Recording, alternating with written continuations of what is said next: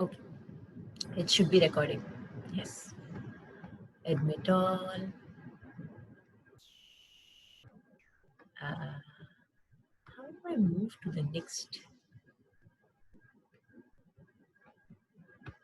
Oh, it's only showing me people who have their video on. Okay. Now I get it. I'm learning so much. Thank you to all of you for giving me the opportunity to learn something new. You should make t-shirt with the saying, day. You know, in these auto, in India, I don't know if there are any, I think there are some people from India here. Huh? So I think you will all know there are these auto rickshaws in India. And especially in Tamil Nadu, where which is the area that South India, which is where I'm from. Uh, the back of the auto rickshaw, they will have written these sayings, like these things that are on the T-shirt, you know, oh, namaste y'all, or something like that. Here that you see here, they'll have these written in the auto rickshaw, and sometimes it will be quotes from movies, because there the movie stars are considered gods. So they pray to them, and it can get quite fanatic and crazy. But so in certain movies, these dialogues will be there, and there'll be life lessons in those dialogues. So we'll be, oh sorry, admit I have to remind myself, not go off. Yeah. So the auto rickshaws, they'll have all these things written, and some of them actually will be sayings from the Upanishads. It will be written in Sanskrit itself, in the auto rickshaw. Amazing. So sometimes when we're just going in the auto from something, maybe to the store, or somewhere, bazaar, something, um, and I sit in the auto, and then I look up and go, Devame Tunai. In Tamil it will be written, Devame Tunai. God is with you. It's saying God is with you. In the auto rickshaw, as I'm going. And so this is like an incident, okay? So it is written Devame Tune. And below that, this auto rickshaw driver, he's a devotee of one of my gurus. And I saw the photo there. So I said, "Oh, thank you." And I go to the store, for the activity that I was going for, and something went wrong there. But this reminder from the auto rickshaw came in at that time. Devame Tunai. No, your God is with you. Why worry? So that was a little reminder. So the universe keeps sending us little reminders like this through very innocuous incidents. Everything is talking to us all the time. So it is so beautiful. So this practice of yoga, whenever we say, it's not yoga separate, life separate. No, that is, that's also okay. You can start that way. That's how a lot of us, that's how the seed is put. The seed of yoga is planted in us that way, where, okay, I'm going to do yoga now, and then I have the rest of my life. So I'm doing yoga as one part of my life. And then slowly, like, this plant is there, no? I think it's called the bamboo plant. Here they say that it's not a native plant. Please don't plant it because it will take over your garden. The bamboo is said to just take over like that. It has a bad rap, but so maybe not such a good example. But anyway, with yoga, it is so amazing, because that seed will be there, and slowly we begin to see that it sort of takes over, and we find that yoga is not part of my life. But it is my way of life. And that is just so amazing to me. It is a big miracle to me. These small things, I find so much joy in these small little nimittams in life. And I mean, not to say that I don't get angry or anything. I am human. I am in a human experience, very much in a human experience. But the constant reminder that the universe sends us, sometimes it's not us. It's not that, oh, I have to remind myself. I have to remind myself. This is my practice. My. No. Practice will be given to you. Sometimes when you don't hear it, sometimes when you don't see it, when you refuse to see it. See, Amma, she says that ignorance is not an excuse. Why? What is ignorance? It means I am ignoring something. I am choosing not to see it. It's not that, oh, I didn't know. Oh, no, it's all there right in front of you. You are choosing to not see it. That is ignorance. So she always says that is not an excuse. You should. I'm sorry.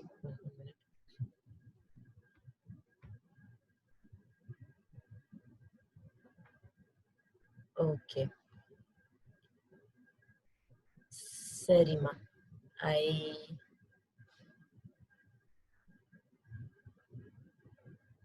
Okay, I have been rambling on and okay, 1 minute. I think we shall start now. Shall we start? Okay, we shall start. If not, I will go on like this only. So we should start. Let's come to topic. Before we start, let us all come together.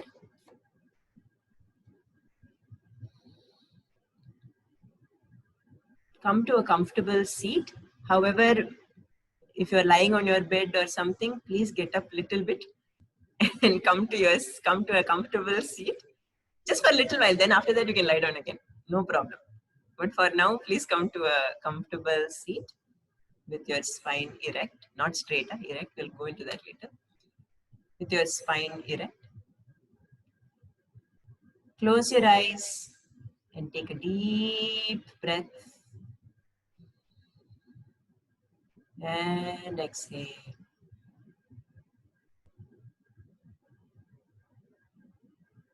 One more time. Exhale.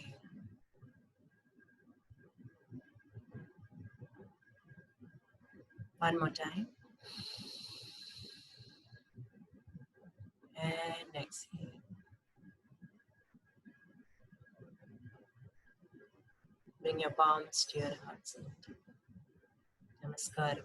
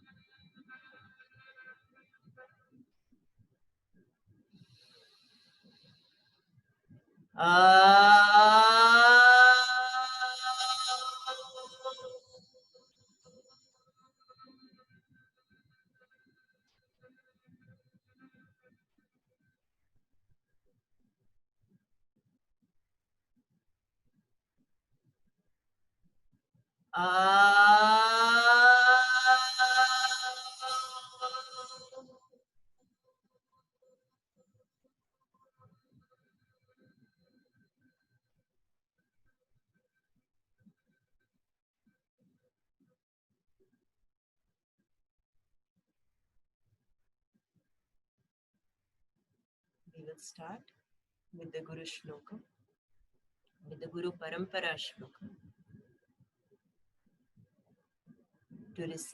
To pay our respects and receive the grace of the Gurus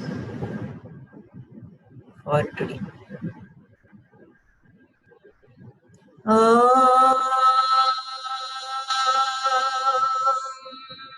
तत्परंपराय विद्महे महा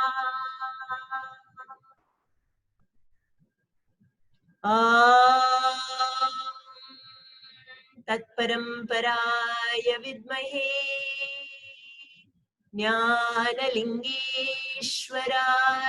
धीमहि तन्नो गुरु प्रचोदयात्. ॐ गुरु ब्रह्मा गुरुर्विष्णु गुरुदेवो महेश्वरः. गुरु साक्षात् परब्रह्म तस्मै श्री गुरवे नमः.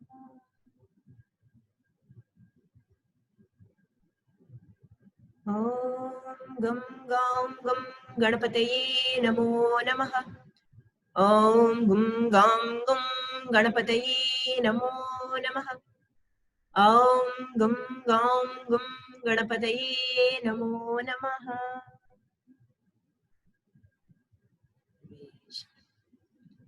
Good morning, good afternoon, good evening, Hari Om, Namaste. Welcome, Swagatam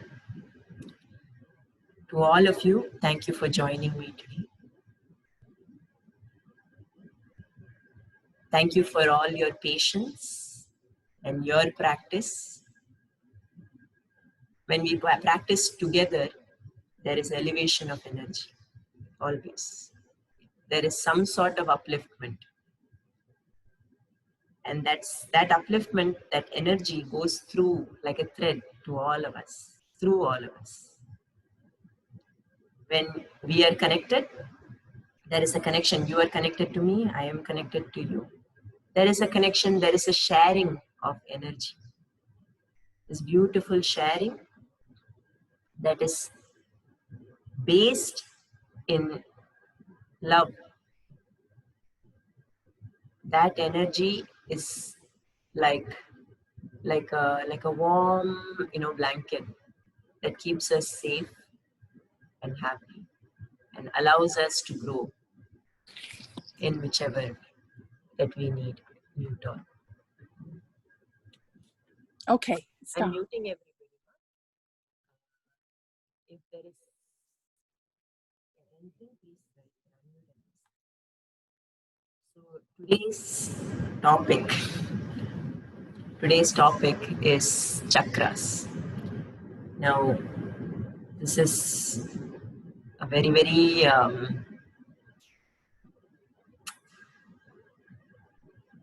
it's very interesting that we are pulling it aside and just calling it that, because it is impossible to just only talk about the chakras. It is such a it's such a subtle and high level of yoga. High level, very, very high level. Let me start sharing that thing. Sorry, just share screen. Okay, all can see it. Yes. Okay, fine. So here, when we talk about the chakras, you all already know a lot. So firstly, thank you for allowing me to just share a few thoughts about in this general topic. Chakras basically is when you are going inwards and we are starting this exploration into ourselves. It is an adhyatmika vidya. Now, what is adhyatmika? Adhya atmika. So it is the journey, a very high, the journey into, or the study of the very high self, the higher self. As you already know, there are many, the self, there are many, there is the manifested, the unmanifested, and we will go slowly into all of that. So before I go into what these chakras are, why should we bother with knowing or practicing? Firstly, there is the hearing about, oh, there's something called chakras. Then learning about, okay, what is this? What is this? Curiosity, what is it? And then, oh, okay. Let me find out more. So you study a little bit deeper. And then you start to practice. There are certain practices. It's not just the knowledge, and it's not just like a book and you memorize, and all of yoga is like that. And all of the Vedic traditions, all of the Indian traditions actually go like that. So it's never just study and then that's it. There is always the practice. And life is like that. It's never just, you can't study life, no? You have to go through it. You have to practice it. So here, you start practicing. And then I say practice is not just one practice. There are many, many levels, layers, and you can go deeper and subtler and subtler and subtler. So you can, some practices are, you can see and do. And then there are some practices which, as you go higher and deeper within, some practices get more subtle. And then you take it from there. So that is where, once it comes to that is where the presence and guidance of a guru is of utmost importance. So why these chakras? It unlocks the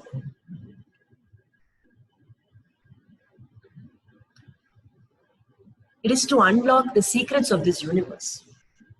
So this energy that is within us, it is the only unipolar energy that is there within our body and in the universe. The only unit. Every other energy you see, it is bipolar. We talk about, you talk about the yin and then you have the yang. You have the hot and then you have the cold.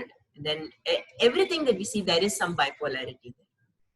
But this particular energy, it is unipolar. So, and it is the only one that's there. So, in order to tap that, once we tap that, and once we allow that energy to become alive in us, once we are aware of this energy that is very much there, then a lot of the secrets that the universe is whispering to us will become apparent.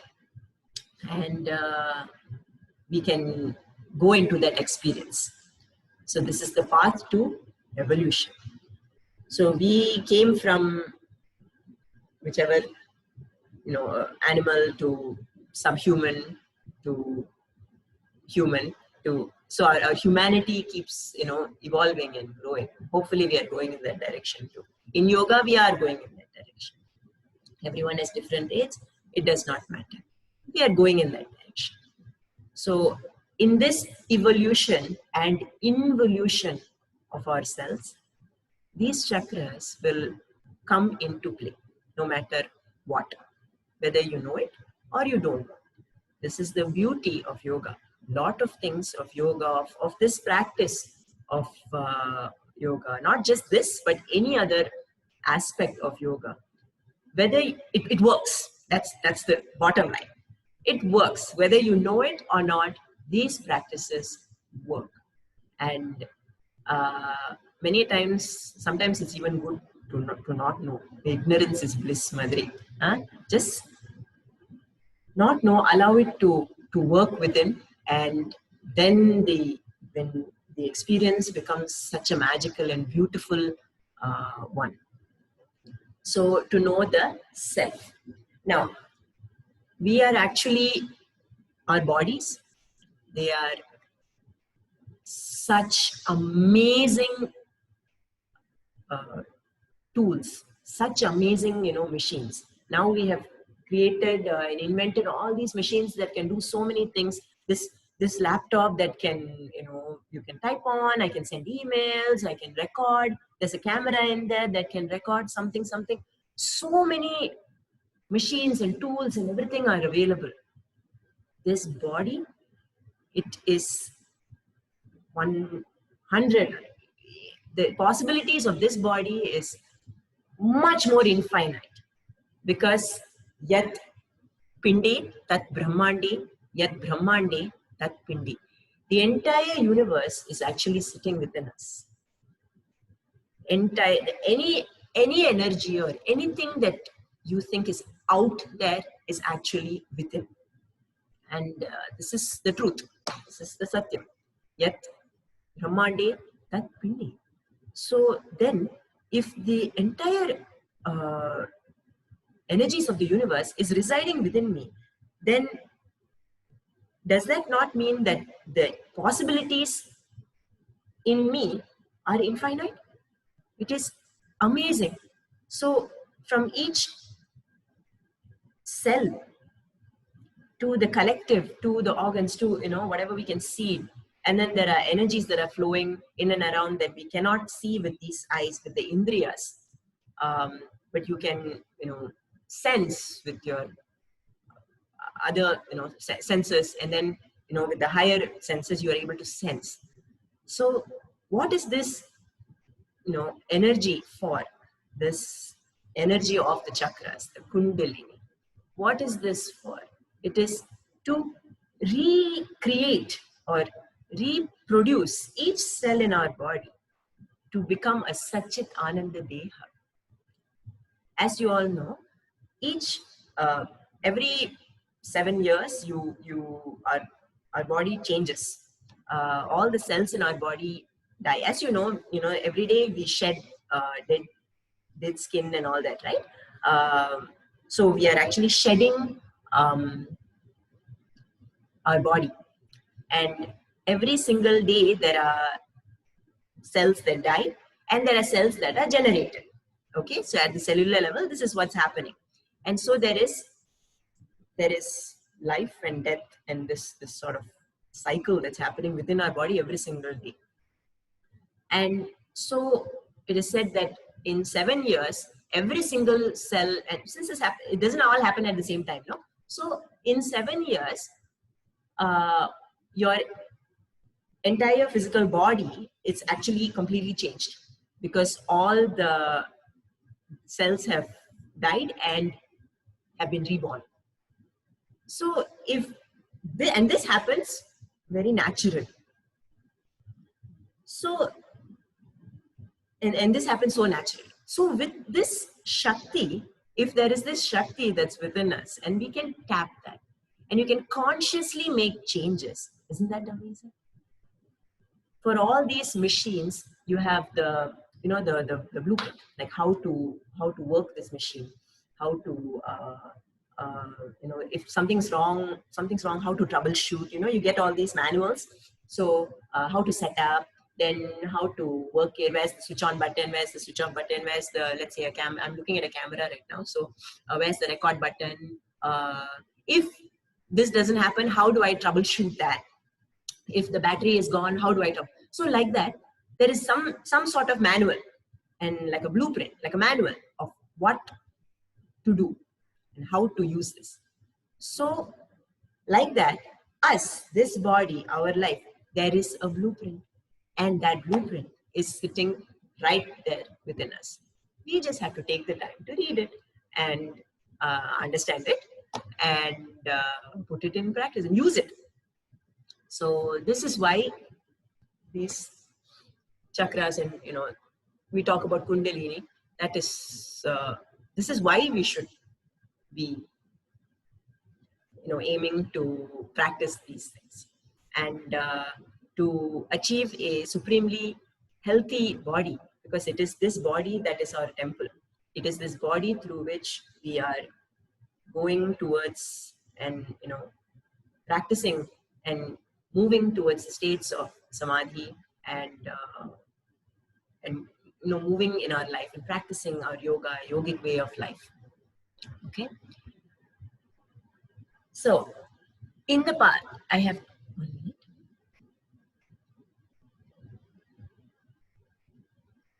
Okay. So the traditional systems of learning, the Indian traditional systems of learning in the olden times was actually, we didn't have slides like this. In fact, they would, the guru would just sit there under the tree and talk. And then all the students will be gathered around the tree and in the shade of the tree, and they'll just listen. And that was the primary way of any learning. It was not so much teaching, I teach you, you learn. It was more of a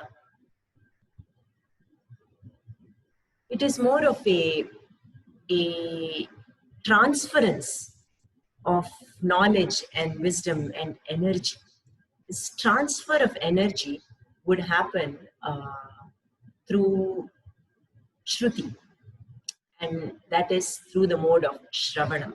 So when we talk about the Navavida Bhaktis, there is Shravanam, Kirtanam, Vishnoho, Smaranam, Padasevanam, Archanam, Vandanam, Dasyam, Sakhyam, Atmanivedanam, and this is the Iti Prokta Navavida Bhakti. So in the first of all of that is Shravanam. What is Shravanam?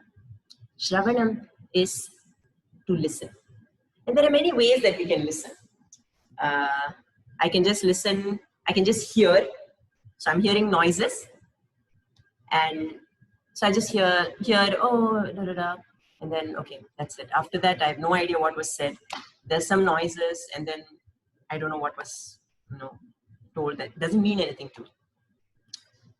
Next method of hearing, another method of listening is where, the go in through the one ear, come out through the other ear. Our children do this to us a lot. I think, I don't know how many of your mothers, my son does this to me quite a fair bit. I'll be telling, Krishna, come. He has no idea what he's saying because everything has just gone in and come out. It's not that he's just hearing noises. He can acknowledge that I'm talking. So he knows that I'm talking. And I go, Krishna, come, we have to eat.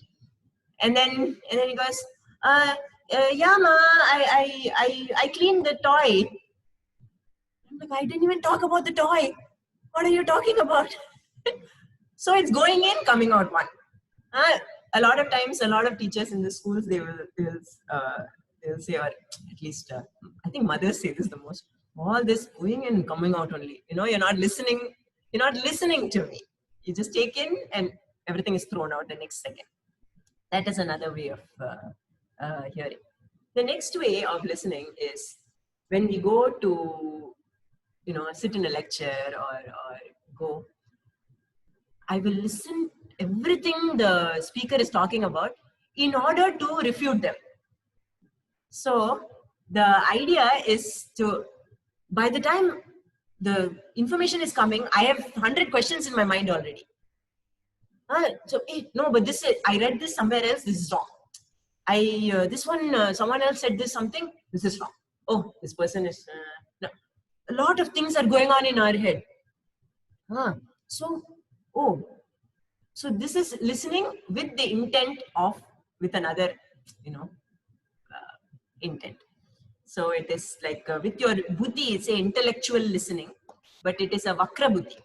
So vakram is the other way around, where the intellect is being used for some other purpose. The other way of listening is through the hridaya. Hridaya is at the heart. So where you keep the ear at the heart, and everything is just coming through. And there is complete, so the heart is open and it is just accepting everything that is coming. And this kind of listening, and especially in satsangs, this kind of listening, it is really, really, really at such a high level that whatever truths are being shared, you may not, with this kind of listening, after the satsang, you may not remember what the words were. You may not remember what the sentences were being said. You may not remember the stories. You may not remember, if I ask you, okay, what did the speaker talk about? You may not be able to reproduce but there is an experience that you are taking away with you. There is that energy experience that you're taking away with you. And that is at the level of the para. So even in talking, in sound, there are 4 levels, right? There is a para, pashyanti, madhyama, vaikhari. So when I am talking here, this is vaikhari shabda. So shabda rupam. So shabda means sound and rupa means form. So forms of sound, the shabda rupa, there are 4 levels. Para, pashyanti, madhyama, vaikhari. So when I say vaikhari sound is when, you're just talking, whatever sound is coming out here, whatever you are hearing through your sensory, this hearing apparatus, the organ, it is called the vaikhari sound. You go a little deeper.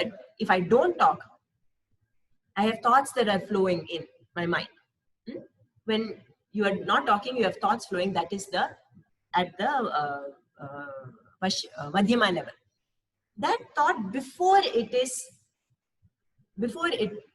comes up as an idea, before it even comes up as an idea in your head, there is some sort of a chalana. Chalana means some sort of a vibration. Now that is the pashyanti. And even more sukshmam than that, which is the para, where there is absolutely no vibration, absolute stillness. And it is in this stillness that high levels of secrets, wisdoms can be passed on. And it is usually in this level that the gurus traditionally pass on to the shishya. And we talk about Dakshinamurti. Dakshinamurti is the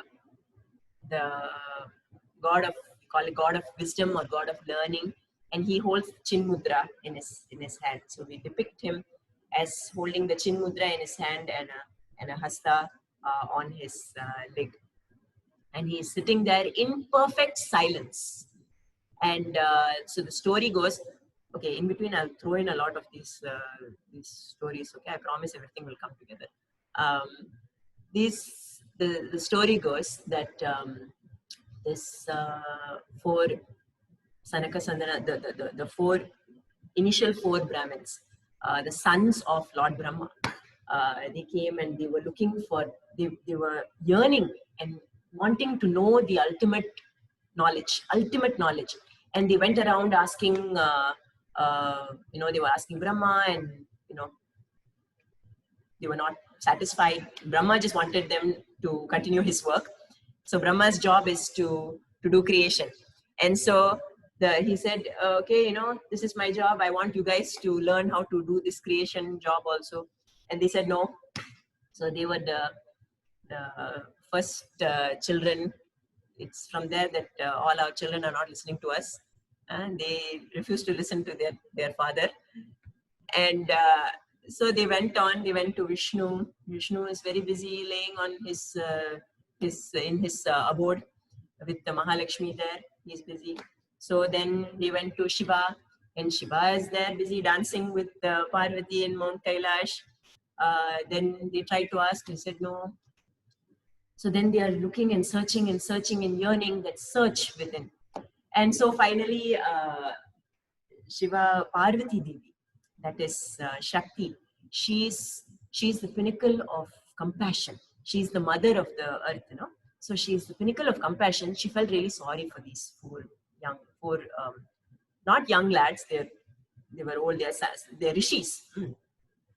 And they are searching. So she told her consort Shiva, please do something, So what he did was he took on the form of Dakshinamurti, a young lad, a 16-year-old lad, and he just sat under the tree, and these rishis, they found him and they were attracted to that ultimate knowledge and the wisdom, and they started asking questions. And so he started teaching for years and years, thousands of years he was teaching. And then they would always still have doubts. So they'll keep coming back with the doubt. And finally, Dakshinamurti, he just stopped. And then he sat in the Chin Mudra and started sharing that through the Paravak. And that's when they were filled, and then finally they were so grateful, and their Guru Dakshina was to give all that knowledge back to Dakshina. All that, oh please, let's see. I have to, sorry, I'm trying to mute. I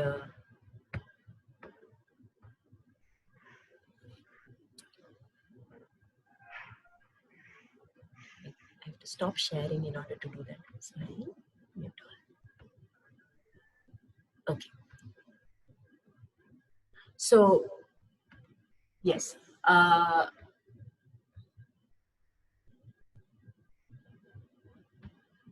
Okay. So this is the Guru Shishya Parampara, the very traditional way. The very traditional way of learning was just to receive. This is the way that I have received, and I never learned from. I was never given books, and in fact, my reading and my link with books and written material and you know all that is very recent. I was given just the grace, through the grace of the Guru. I was just given knowledge, and for that, I'm eternally grateful. So I just wanted to share that. This is the method. And so, coming back to this, who is the Adhikari? We're talking about chakras, and Chakra Yoga, and basically it is the Kundalini Yoga. So who is an Adhikari? What is Adhikari? Adhikari, so Adhikaram means someone who has the competence. Someone who, so an Adhikari is someone who has the power or the competence, I have the competence, I think that is the word that's coming up, in order to go into this yoga. So that is an adhikarin, someone who has the competence, who has this adhikaram to get in, is an adhikarin. So adhikaram is, again, I keep coming back to this competence. There are certain prerequisites that are there, and because this Chakra Yogam or Kundalini Yogam is extremely, extremely, extremely subtle form of yoga. So there are certain caveats, no, not caveats, certain prerequisites that are there, that will be there, that we achieve in order to go into. It's like going to university. If you want to go to university, you can't just join. They will ask you for certain, you have to apply, so you have to, there are certain things that you have to have, maybe some diploma or high school certificate, or O-level, A-level certificate I have to have, or something like that. Some certain systems that you would have gone through. In order to read certain things, you have to learn how to read. In order to learn how to read, you have to know the letters, something like that. So here, this arousal of this Shakti, tapping into these Shaktis, it is a very, very high level, very, very subtle energy. So this is as I said before, this is Adhyatmika Yoga. So in order to approach this Tantra, it is important to have certain safety nets, and you have to have good preparation. So it is just like electricity. Okay, so you have electricity all around you, all around us. That electricity, if you touch the electricity on its own, it's going to shock you. So that's why we have if it is open wires, there will be some protection in the wires. The electricity is amazing. It's beautiful. It's giving us light. It's allowing the fan to run and everything. But if you go and stick your finger in the socket, that's not going to work. It's going to shock you, right? So there are certain preparations and safety guidelines.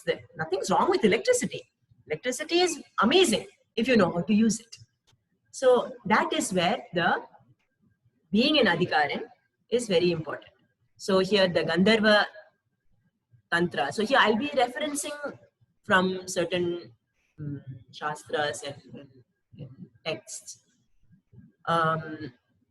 where here it is the Gandharva Tantra.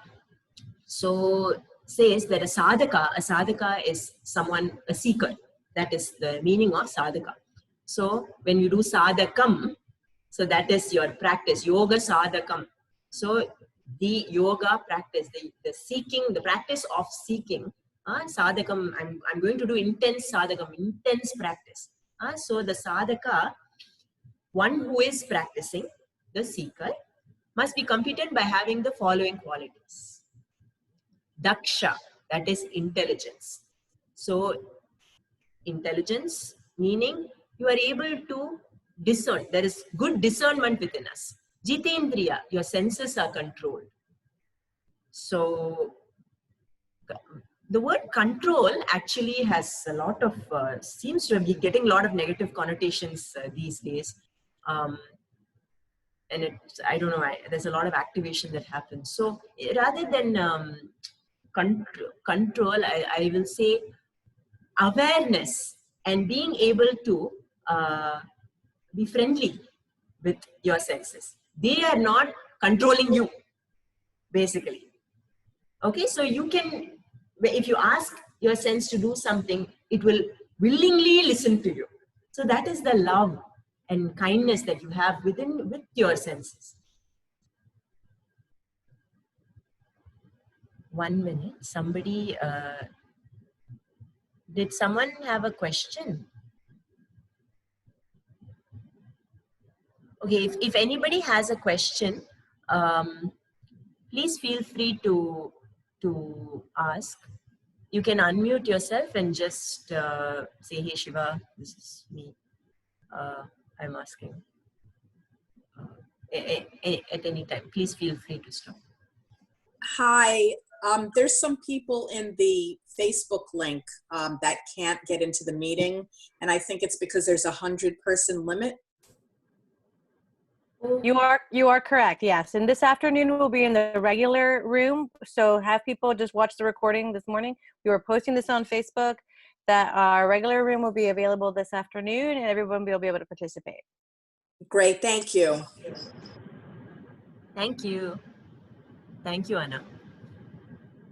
You're welcome, Shiva. Also, I think someone had a question about what was the Sanskrit word that was representing to listen with the heart.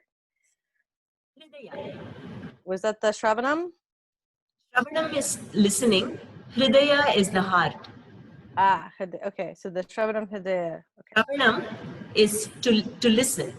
Not just to hear, but to listen. And we were discussing about the various methods or the various levels of listening. And then there is, so listening from the heart, that is the deepest, the most subtle way, where when you listen through your heart, you are able to hear.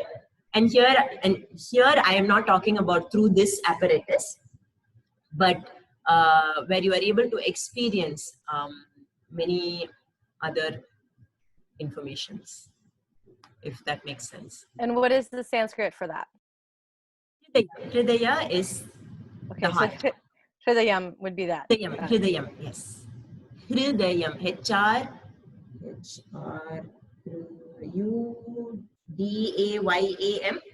Hridayam or Hridaya. Does anybody else have any more question? Okay. I'm sorry, I just realized something. Sorry, Anna. I just realized something that I never introduced myself. Hari Om, my name is Shivakami. And with me, there is Anna Pilar is here also. And, and I think you all know who she is. Sorry, Anna. It's a crazy morning. It's okay. We just roll with it. That's the yoga. Remember, that's the yoga. Yes, absolutely. And really, when we are talking about, and in discussion and in the experience of such truths, what does it matter what my name is? What does it matter who is saying it? It really doesn't. So, so maybe that's why the Guru Shloka came in and everything just started flowing. Anyway, so yes, so anyone who has any questions or anything, please feel free to just, because if you raise the hand or something, I'm not able to go in and read. There's a lot of things happening in the chat. So just unmute yourself and just ask, okay? Let us come back to who is an adhikarin.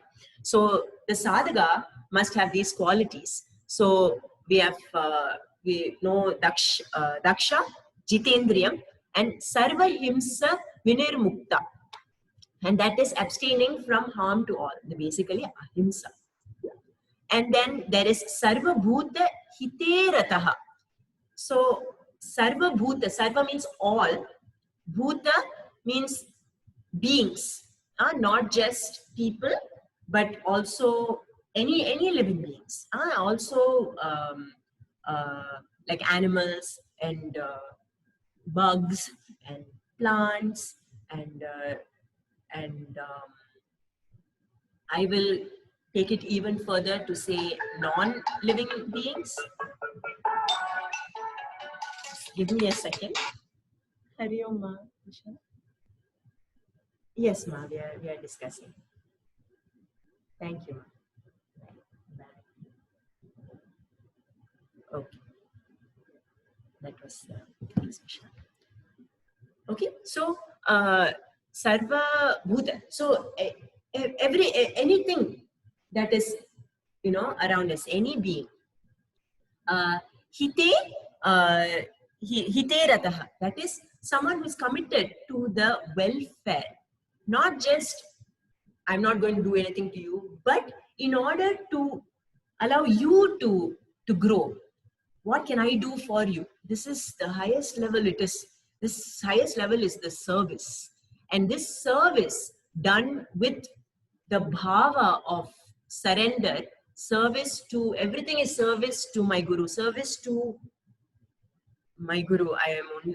This is my mantra. So service to my Guru. Everything is service. So the welfare of how can I make you grow? How can I, how can I uplift everyone else? Because it is that same energy that is here that is also out there. So that love, and that springs from love. So actually yoga is very, very simple, very, very basic. And that simple yoga, it is when we practice that simple yoga, then that's when the real magic happens. So a lot of times we complicate ourselves, like this thing and this concept and that concept. Actually, it's all very simple. Let go of all those concepts and just live a simple, pure life. That itself is enough. So, pure shauchi. Next, that is the next requirement. Shauchi, pure. Now, pure not only in body but in also mind. Not only in mind but also what is coming out. What is in your mind only will come out. So, what is in your the mind is pure. The thoughts are pure. What you are saying is pure. So there's purity in everything. And first, the body is also, that is important also. A lot of people, I don't know, I've seen this in the West more. Actually, I don't know. No, sorry, not true. This happens there also. So I grew up in Singapore. So there, a lot of people, they do not take bath in the morning. They don't take a shower in the morning. So the whole day, then they take shower only in the evening. And I think a lot of people do that here also. But in the Indian tradition, it is part of our culture and growing up. It's become part of the culture and everything. But actually, it is stated as part of our karma of the nitya karmas that we should take bath twice a day. It is there. So, I mean, of course, growing up, it's just part of our lifestyle. So we just grew up that way. But a lot of times people don't take shower in the morning.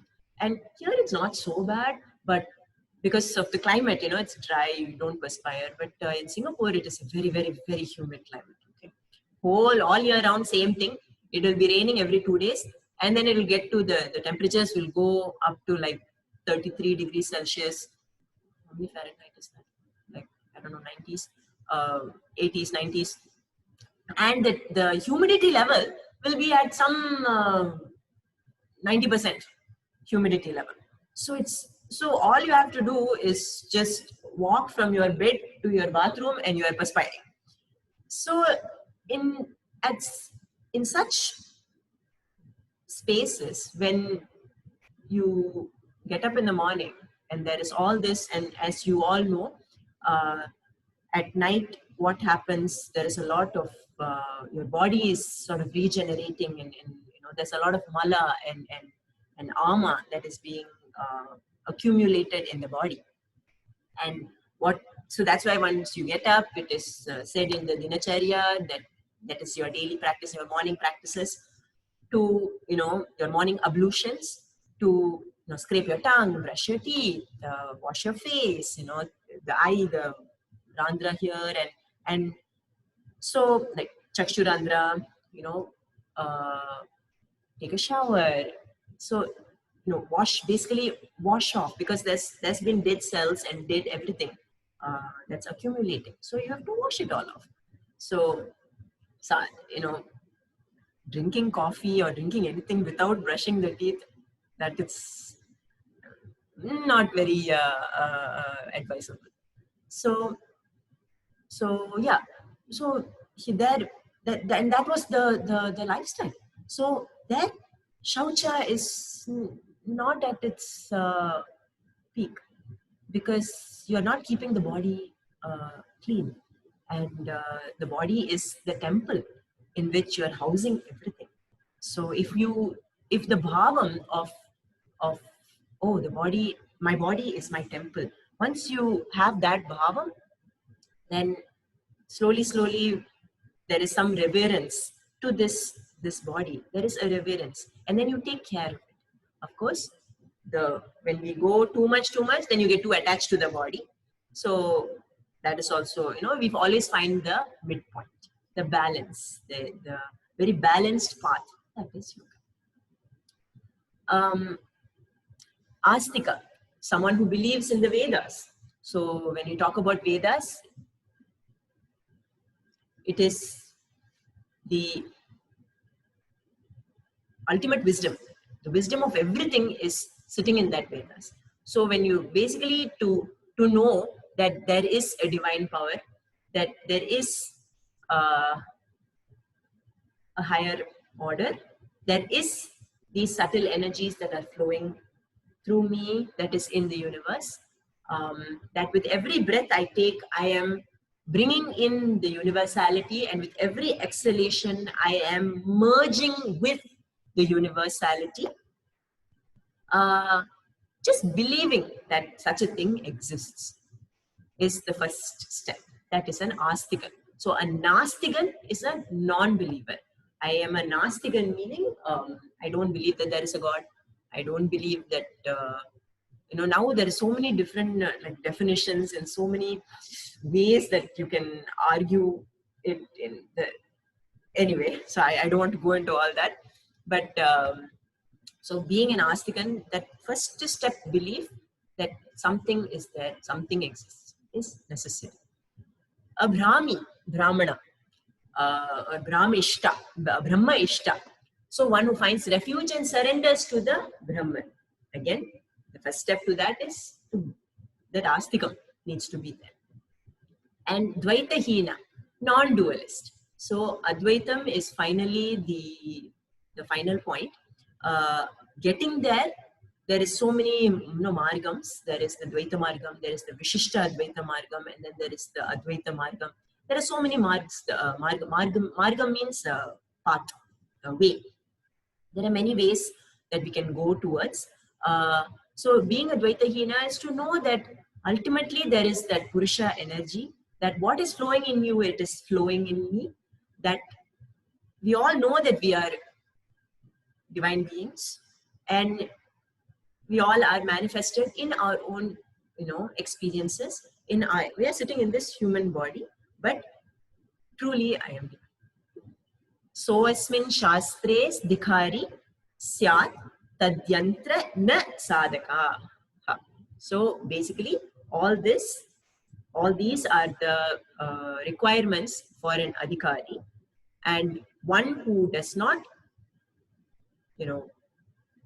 one who is not competent, or who is not following, or not even aware of all this, is not even a sadhaka, is not even a seeker.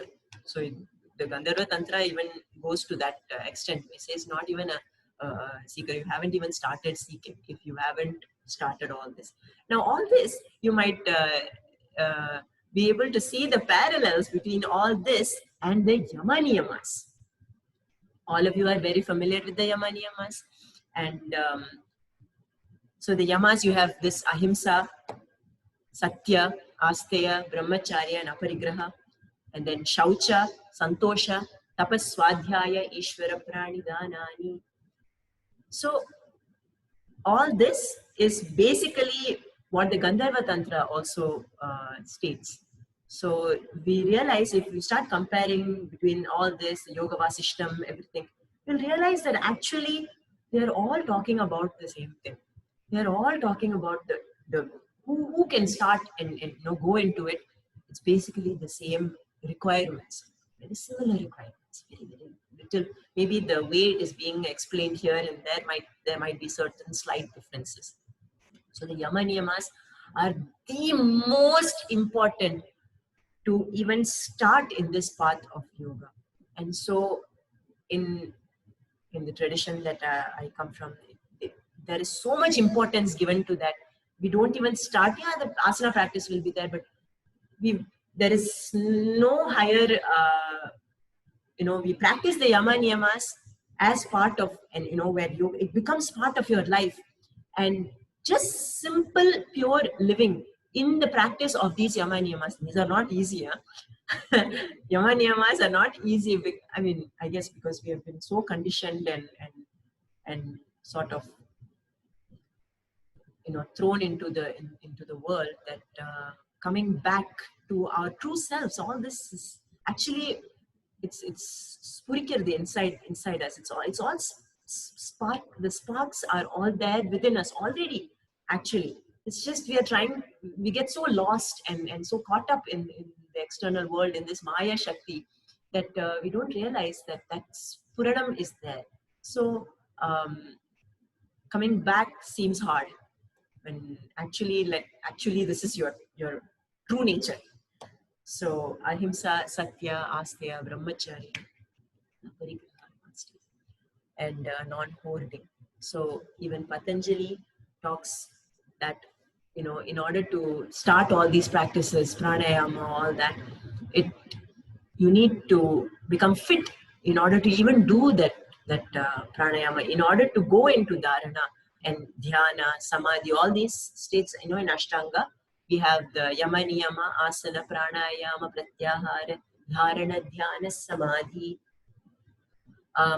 And so then here, that's why the first thing is told is Yama Niyama. Start off with that first.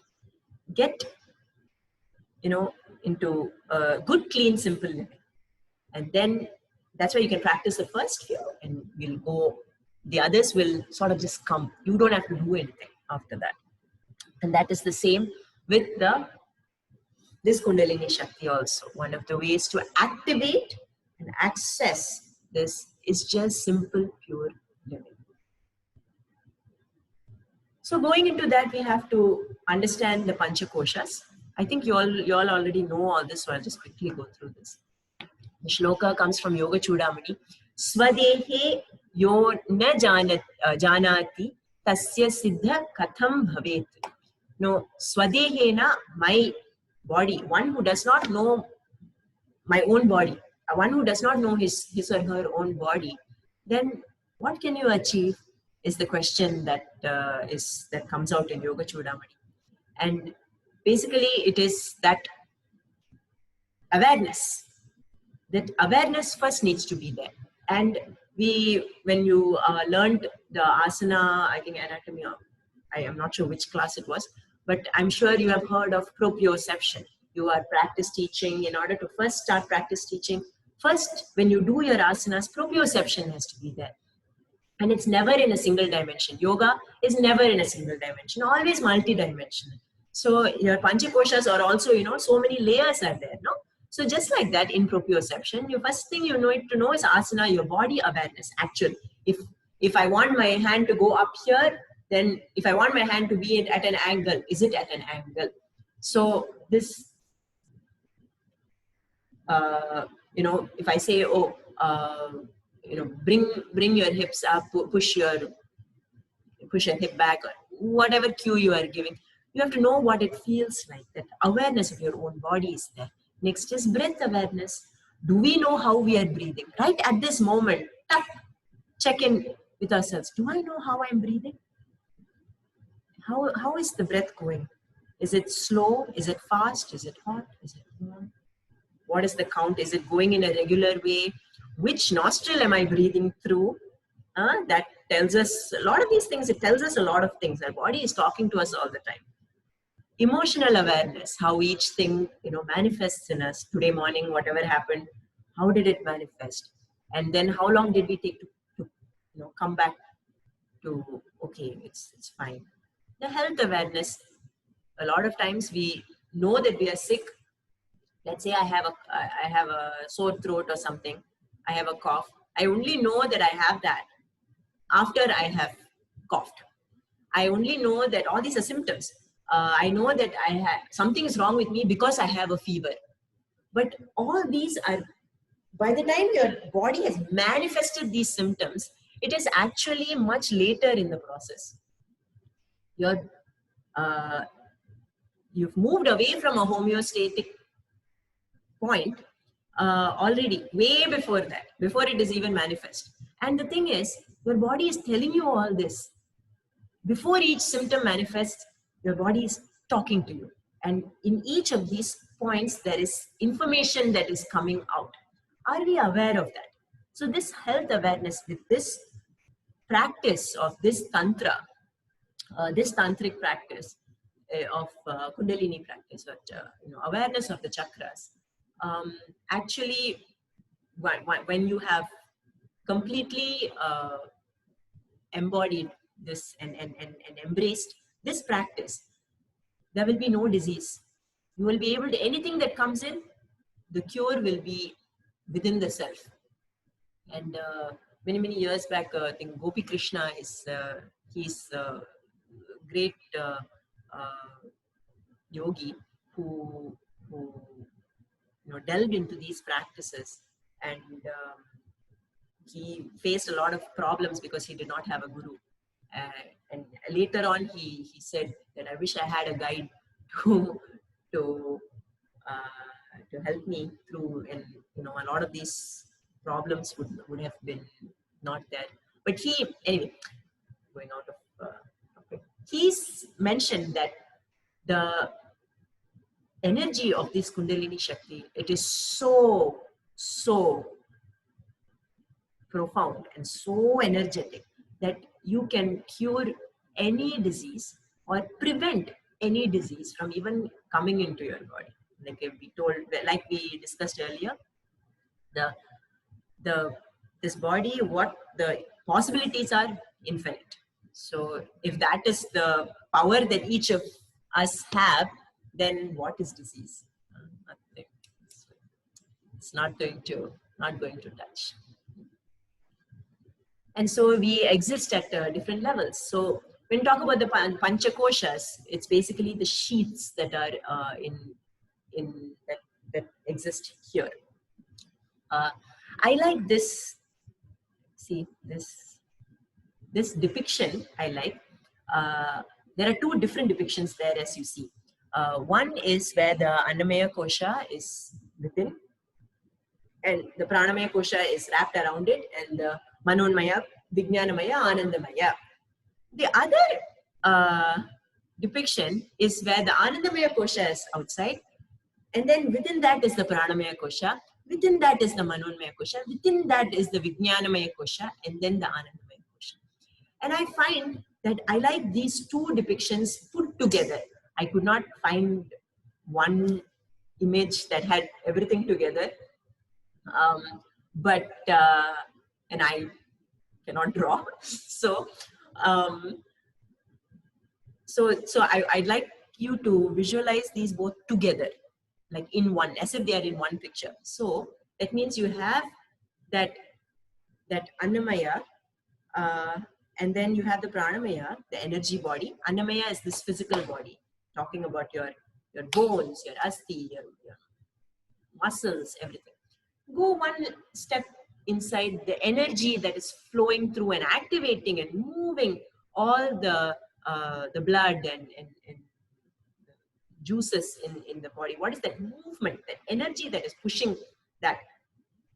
And so it's not just breathing. The breath is what helps to move that also, but it is not just the breath body. So because that's a lot of times you call it the breath body, and in fact that picture also, oh dear, it says breath body. So it's an energy sheath, energy body.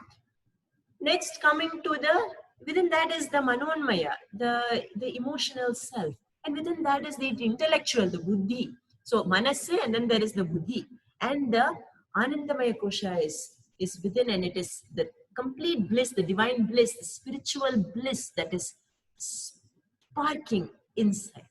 Now, if we can look at this and then further go inwards, even within that within that Annamaya, that Vijnanamaya is inside. So it's like multi-layer. So this Annamaya is outside, that Pranamaya, the energy sheath is covering with outside also. And then you have the Manonmaya is covering outside. Projection is outwards. So in, out, so the circles goes in, and that same, you just repeat it out. So, and that is how our systems are. That it is not that, okay, there is no energy outside this physical body. That's not the case. So it's in and out, and in certain elements we are able to see. Some are not seen. Some can be only experienced, felt. Some can be seen and felt. Some can only be experienced. So the bodies are such. Now let us come to the spine.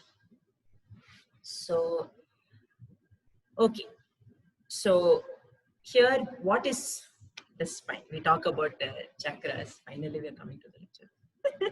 Is everybody awake and with me?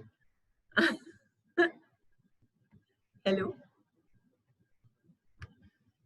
Can you wave somebody? Hi.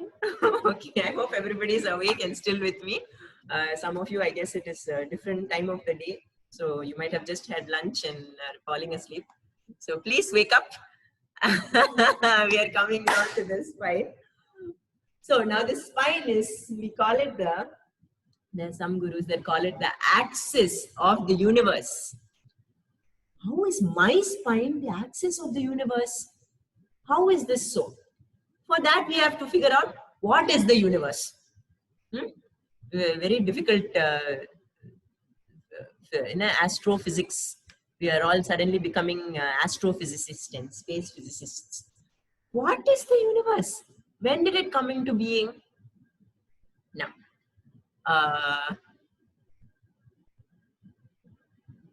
the universe came into being when you opened your eyes.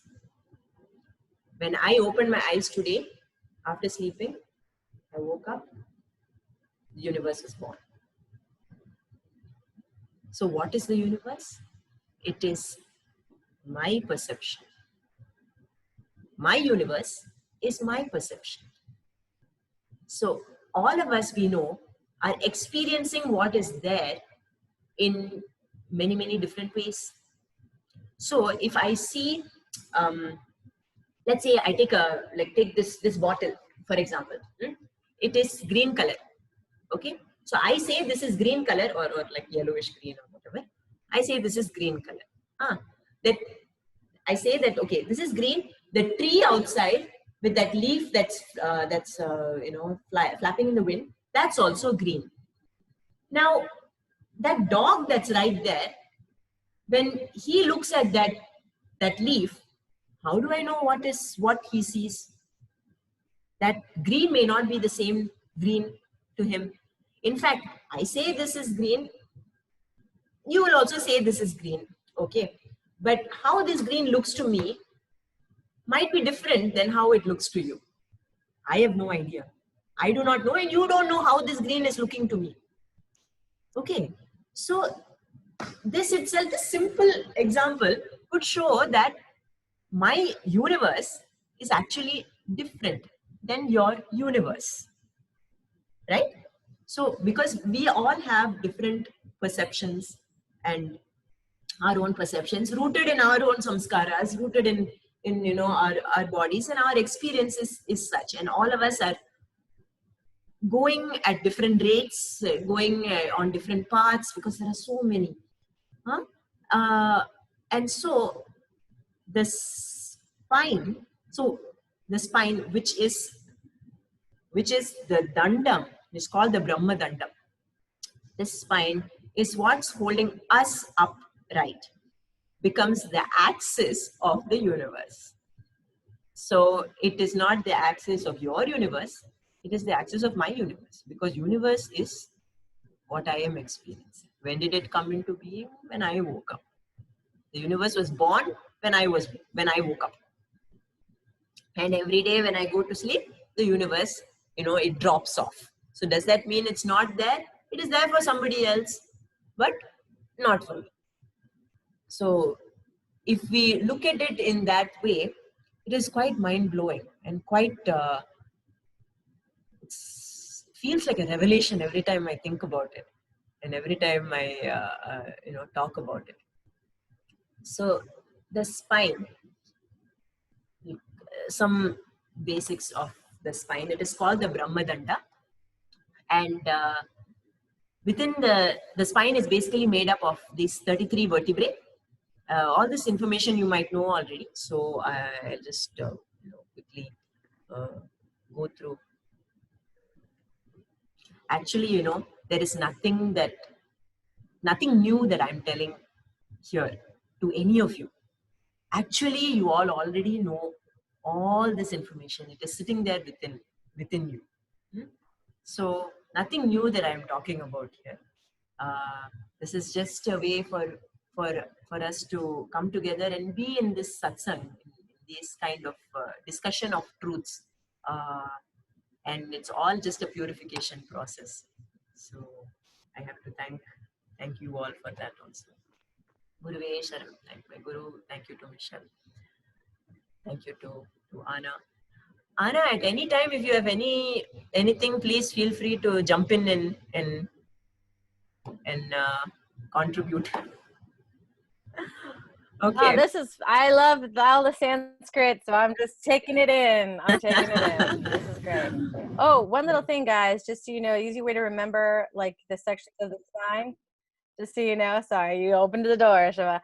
That think about, so breakfast is at 7, so think of like cervical spine, that's breakfast. Lunch, right, is at 12, thoracic spine has 12, vertebrae, and then dinner is at 5, and then you have the lumbar spine. So it's breakfast, lunch, and dinner as you go down the spine, 7, noon, and 5. So easy way to remember sections and how many vertebrae, etc. All right. Amazing. Thank you, Anna. This is genius, genius. So now we will never forget, because we are all, rooted in our Mooladhara, the survival instinct, that primal brain is very much active in all of us. Food is something we'll never forget. So morning 7 a.m. breakfast, yes, I will never forget. And you link that to the spine. Amazing. Thank you. So coming back, there are 33 vertebrae in our body. So like what Anna just mentioned, 7 is in the cervical. That is, in the top part of the spine, there is a curve there. And then you have your thoracic, which is 12 vertebra. And then you have the lumbar, which is 5 o'clock.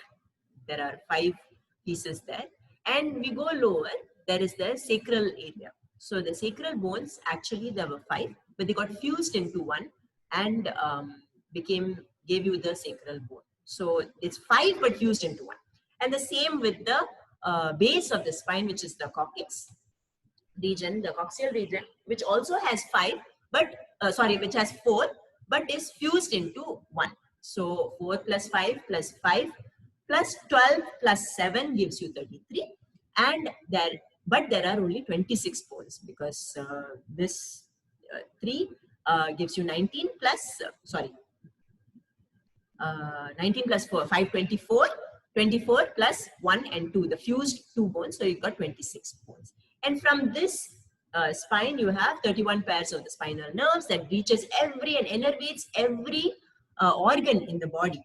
And so there is innervation and innervation, and that is what we refer to as the Devas and the Devis. So the Devas are the gods, and then their consorts, the Devis, the Shakti of that. So those two are what we attribute to each of these enervating and innervating nerves. So all of them are in pairs, right? So they always go in pairs, right and left. So this cervical, thoracic, lumbar, sacral, and coccygeal, we realize that our spine is broken up into 5 segments, right? So you have the cervical 1, 2 thoracic, 3 lumbar, 4 sacral, and 5 coccygeal, right? So this 5, isn't it amazing that it is the 5 number? It is so beautiful. You have your Pancha Bhutas, you have your Pancha Indriyas, you have the Pancha Yamas, Pancha Niyamas, Pancha Karmendriyas, Pancha Jnanendriyas, Pancha, the elements, which is your Bhutas, and the Panchakshara mantra. It is also 5. Pancha Akshara, Akshara means syllables. The Panchaksharam is also 5. And it is amazing that this spine, the Brahma Danda, it is, wow. So what is the Panchakshara? When you hear the Panchakshara, it will blow your mind. I mean, you might probably already know. But the Panchakshara is sitting in the spine. And that is the Purusha. Nama Shivaya. That is the Nama Shivaya. So the form of Shiva, that is the Panchakshara mantra. And it's so amazing that even physically we have been, created. When, we say that we are created in God's image, that is exactly what it is. You can look at it physically, that you have been given these 5, broken into these 5 sets, and they all have different jobs to do. They have different qualities, different jobs to do, and they each have their own, designation and what do you call that? Qualities. I'm forgetting the word for it. Anyway, and they all form that Brahmadanda, which is basically your Shiva. And within that Shiva, that Shakti, the feminine energy, the Shakti is traveling through or wants to travel through. So the spine is such an amazing, this Brahmadanda, it is so amazing. And it is the center of the universe, the axis of the universe. It is important that we keep this spine healthy in order for us to even start or go into the Kundalini and chakra prayogams and chakra dharanas. So we have been sitting for quite a while. Let us all get up and we'll do some little practice. Here when it won't be a complete, we'll always go into some practices, because just chumma listening, even though you listen with the Hridaya, after a while the Hridaya will say, I'm tired. And then it will go into, everything will fall asleep. There is this one nerve that goes from from the ear to the heart. There is one there is one nadi that goes through that, and that's why you say Hridaya Kamalam. So the Hridaya Kamalam, the lotus, the heart lotus, when it opens up, you are able to hear the divine presence through the heart, because there is that one nadi that joins here, and in a lot of us that nadi is very, very sort of clogged and sort of like sleeping. So to wake that up, let us get up and do some little small practice in order to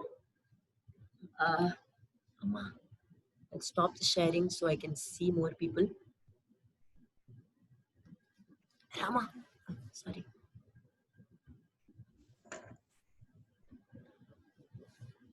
Rama Krishna. Okay. So can you see me?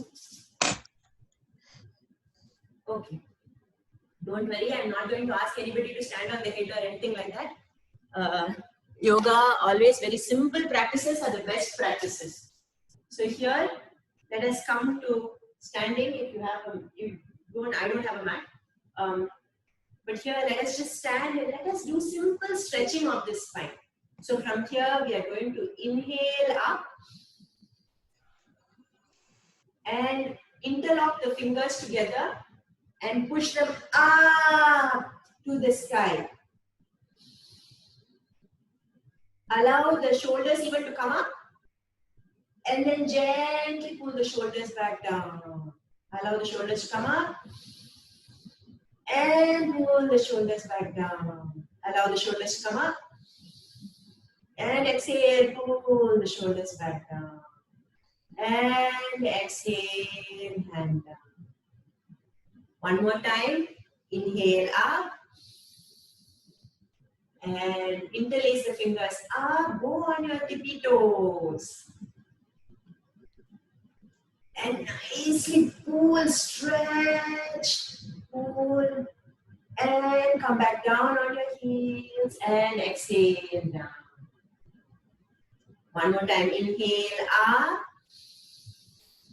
And this time don't join it together, just straight up like that. Go up on your toes and let's catch the clouds. Reach up and try to touch the ceiling. Reach up, reach side to side, reach side, side. So here you are even activating the sides of the body.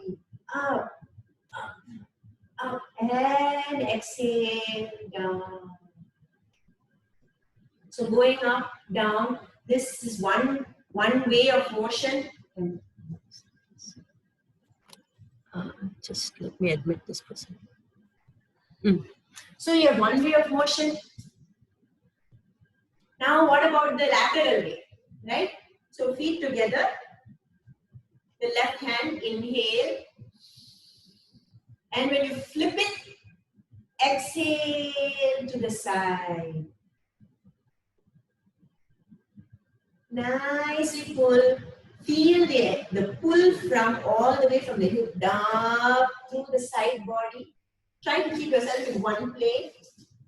And normal breathing here, please don't hold your breath or anything. Then you will all turn the color of your plants.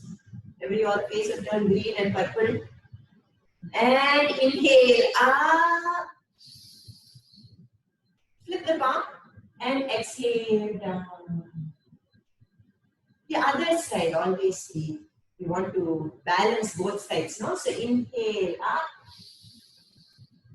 turn, flip the palm to face up, exhale, side, up.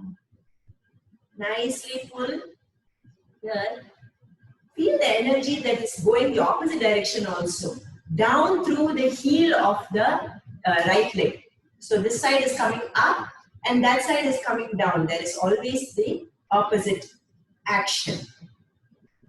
And inhale up. And exhale down. So we have this up and down motion, lateral motion. Now we'll do the forward and upward motion. Right? So inhale up. And fold forward at the hip, nicely. Reach towards the ground. Allow your head to just hang. And slowly roll up the spine, one vertebra at a time. At least visualize it as one vertebra at a time. Huh? So here what we are trying to do with all this stretching is trying to increase the space between all the vertebrae. One more time, inhale up. And reach forward. You want to increase the space between all the vertebrae. So you're sort of, that's what you mean, lengthen the spine. Means that. And nicely roll up. And shrug the shoulders. One last time, inhale up. And fold forward. Allowing lot of love and care for your body. Remember, this is a temple. This Brahma Dhanda, it is there to support you. So when something is there to support us, we give the same support back. That is the love and care. Slowly roll up one at a time. So here, now what we are going to do, actually our spine, if you look at it historically, we are not actually meant to be standing. That's why you have these curves, the S curves in our body, because it has to hold the entire weight of our head. So what let us do, it is a great way to come down to all fours and let us crawl around a little bit. Because really, it is the one thing on our head. Sometimes, you feel the weight of the world on your shoulders, or our own head, such big egos that are there, the ahamkara starts to, take over, and the asmita will be there. So this is a great way to practice just, getting that weight off of your spine and allowing the spine to just relax and just be, thank you, for getting. So let's move, and the movement of all the limbs here and there, especially in the lower, part of your body, will thank your sacral body will thank you. So let's just crawl forward and then crawl back. Babies, they crawl around so much, not because they cannot walk, but because it's a necessary, it's necessary. And these babies, crawling babies or toddlers, their ahankara is so less in them. The identification with the me, the self, it is so less in them. Why? That's why they're able to do this. Their head is not on their spine most of the time. And asmita, that is asmita. Asmita. Smita means smile, actually. So asmita is the no smile, a very serious word, like that. So let's just crawl around a little bit and let us do some simple Vyagra pranayama. Okay, Vyagra kriya. This is what has been sort of modified to become a cat cow. But actually there is breathing that's involved in there. And all these are even techniques to small simple practices that help us to clean the channel pathways. So on your all fours, please, for those of you who have like knee injuries or knee problems or anything, the same crawling you can do in the supine position. So let us just do that once. So in the supine position, you pretend like you're crawling. Pretend like you're crawling. Then you realize that, hey, wait a minute, actually it is not that it is not that easy, because you have to coordinate which leg goes in front, which leg Hand goes at the back. 5. So Chatushpada Kriya. This is the Chatushpada Kriya that we are doing. This crawling, so important, so important. Every day, few minutes. I recommend every day, few minutes. Everybody just crawl around in the house for a little while and you will feel so much better, so much better. Go back to the Chatushpada Kriya. So from here, let us just do one more practice, which is the Vyagra Pranayama.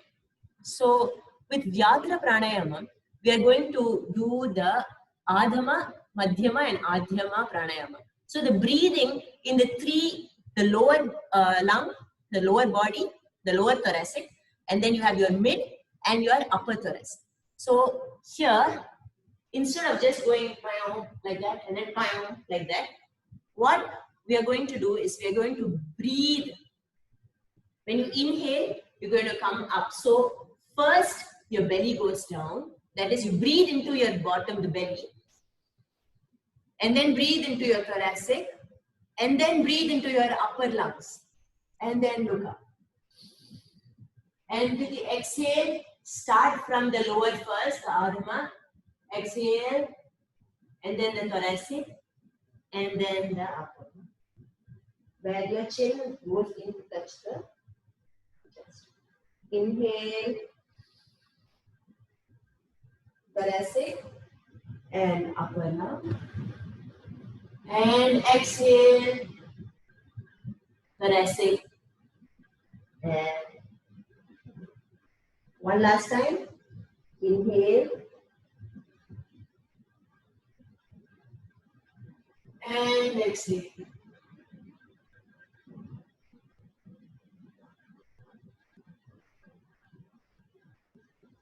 Fine. Come to a neutral. And slowly, if you are still standing, just shake it out. Shake, shake, shake. A little bit of shaking. Shake. And hold in. So nicely grip in, grip, grip, grip. And throw it out. One more time, just shake it out. Shake everything. Shake, shake, shake. Shake the body. Shake up, shake down, everywhere. And hold in. So with a hold in and throw it out. And one last time, just take it out. In order to go into all these higher forms of yoga, it's important that we are very, very, very, very comfortable and calm with ourselves. And hold it in. Any stresses, anything, and and let us come back.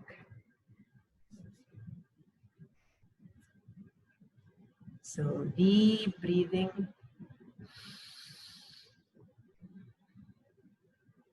The attention brought to the spine here. Knowing about the whatever is one thing, but having good attention brought to it. And keeping the spine healthy, very, very, very important. In order for us to go into these higher levels or higher sukshma tantras of Kundalini. Please drink some water also. Water, very, very, very important. Let us all drink water together. Water is very, very important. For any of these imbalances, in fact, these chakra imbalances sometimes, the cure for the chakra imbalance is water. Simple. So simple. Yoga is very, very, very simple actually. Okay, come. Let us continue. Okay, so this is the Brahmadanda. That is where the super spine, yes. You have the double S. And we finished the, yes, Vyagra Pranayama. So, you have the brains on the spine. Okay. sorry, the time, I had to check the time because the clock here says 11:30, but actually it's only 11. Okay. So you have the lunar brain, the solar brain, and the conus medullaris, which is the earth brain. This earth brain is sitting at the base of the spine. So the medulla oblongata, that is the section of the brain, which is called the lunar brain, and this is where this soma is produced in this gland called the pineal gland. Okay, and that's why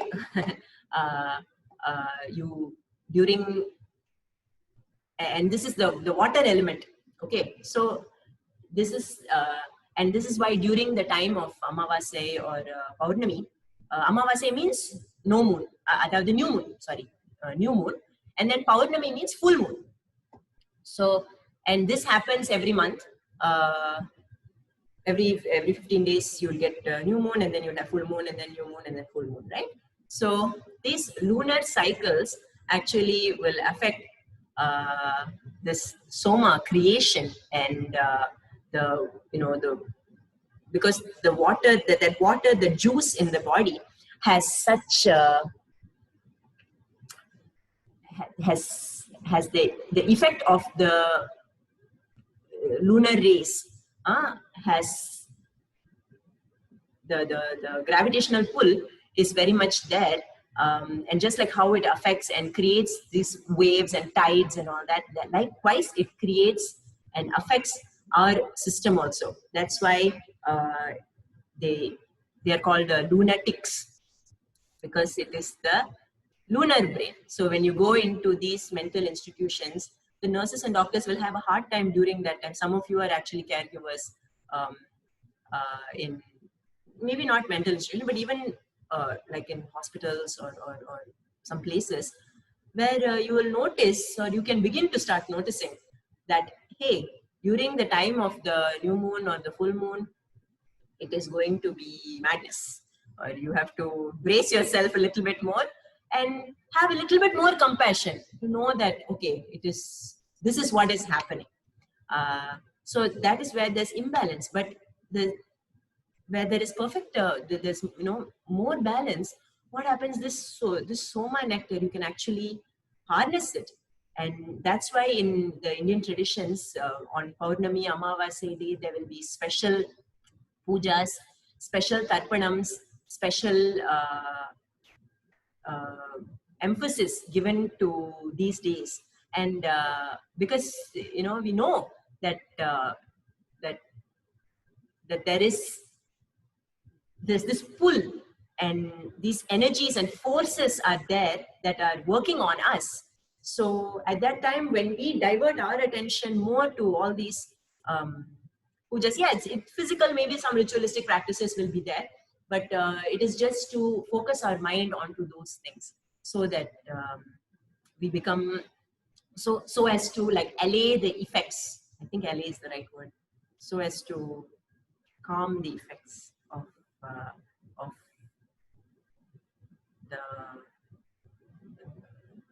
this madness, and so that comes to the other brain that we have in our body, in our spine.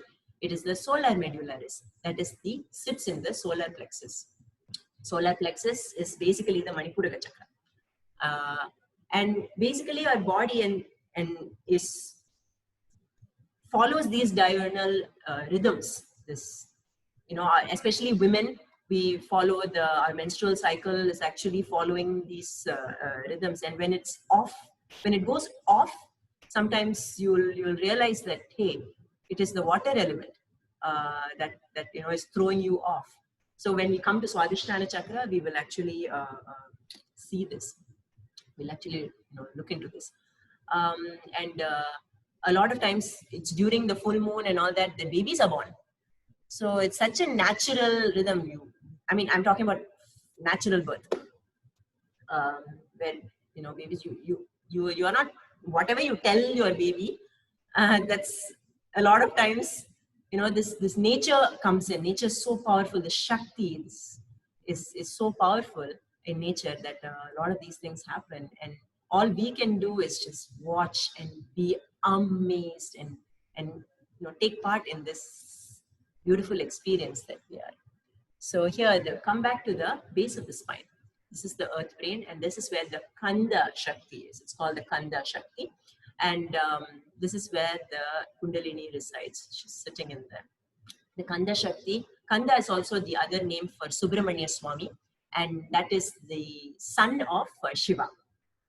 So Subramanya, another name is Guru Guha, and so Skanda is another name for this Muruga, and Skanda means like a cave. So that's how it is. It's like a little cave vortex. Then your Kanda Shakti is sitting in there. So that is, and it's like a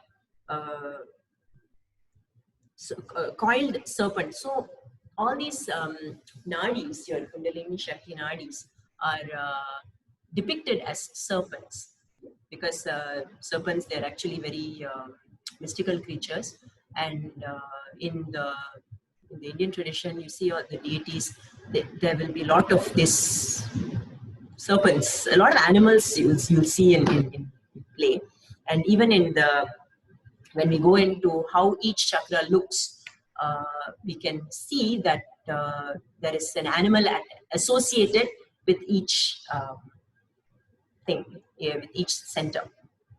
And so the serpent, this three-coiled serpent is coiled together and sitting dormant inside this Kanda Shakti, inside this Kanda with this. And this is sitting at the base of the spine. So here we can do the Danda Kriya to again bring some awareness into our spine.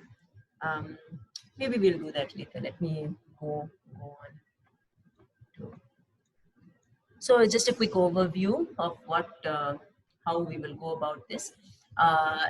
I'm referring and taking most of my works from, most of what I'm going to share is coming from the Chakra Nirupanam and the Mahanirvana Tantra. So these are two of the texts. There are many out there. When you talk about Yoga Upanishads, there are so many Yoga Upanishads there. So actual Yoga Upanishads, so that go into great detail. But of course, a lot of them will just be words, and in order to experience them, the practice and imbibing a lot of these things is necessary.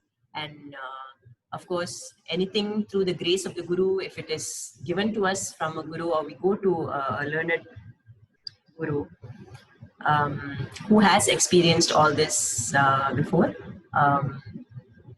and receive from them, then the experience that we will have will be more authentic and will be more lasting.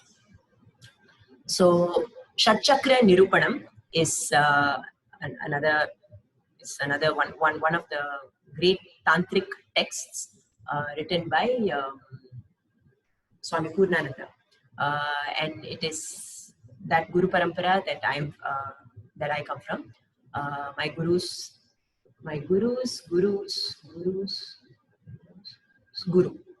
was Swami Purnananda, if I remember correctly. So quite some time ago. But this tantric practice has been passed on ever since through the Guru Parampara. Another one is the Mahanirvana Tantra, which actually expounds the different vrittis that are there. So in each chakra. So it is pretty neat, because the vrittis that so far we might have heard of will be the Yogas Chitta Vritti Nirodhaha. So Ata Yoganushāsanam, Yogas Chitta Vritti Nirodhaha, Tada Drishtu Swarupe Vasthanam. And so where Patanjali talks about the Chitta Vritti, right? The mental modifications, mental fluctuations. So that's Chitta Vritti. But Vritti basically means fluctuation or propulsion away from the balance. And this imbalance or propulsion away from balance happens in the chakras as well. and we can look at all of that. So what are the chakras? A chakra basically means wheel. Okay, so chakram is wheel. So you know you have chakrasana, that is the wheel pose. So that is, and you have chakravakrasana, that's also there, and there's ardha chakrasana, that is half. Ardha means half, and then chakra means wheel. So you have your half wheel pose. So asana means pose. So chakra basically means wheel. And I would like to, I mean, it's nice to just look at it as, you know, wheel, because we all know what a wheel looks like. However, I would like you to 3D or multi-D all of these images that are there, because they are not going around and around like this in our system. They're not just, you know, going around like that. It moves, the movement is in very many different ways. So I would like to invite you to, if possible, approach it in a multidimensional way.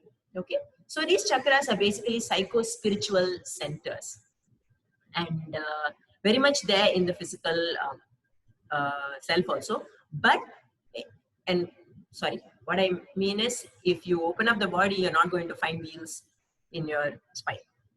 Okay, so it's not there in your physical body.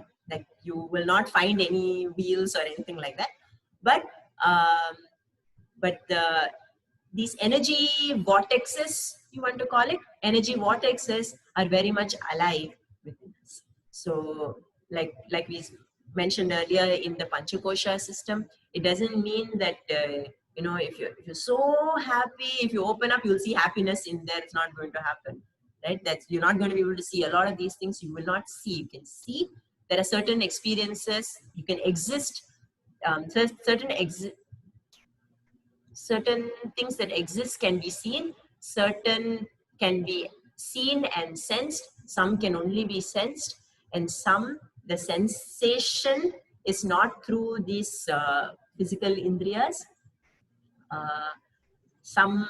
That's where, you know, intuition and gut feel and all those things come in. So there is a certain degree of control.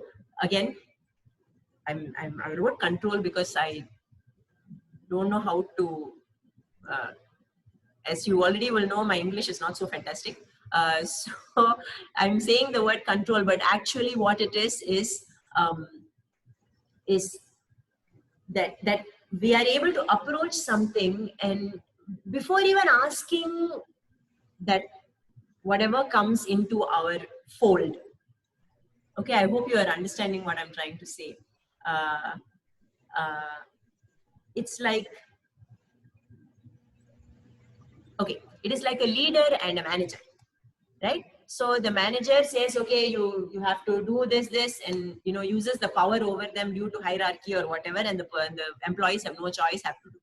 But a leader says, shall we do this? And before they even, you know, say what they are going, what they want or something, the followers are able to come in and come together and, you know, make it a reality. So, you know, sometimes you have your really good friends or someone, before they even say, you will do for them, like our children, especially our children, where we are able to, you know, just give. So there is, and with so much of love, so that, say, Kana, come, shall we, you know, play or something? And then immediately, you know, he comes, and there is not much resistance.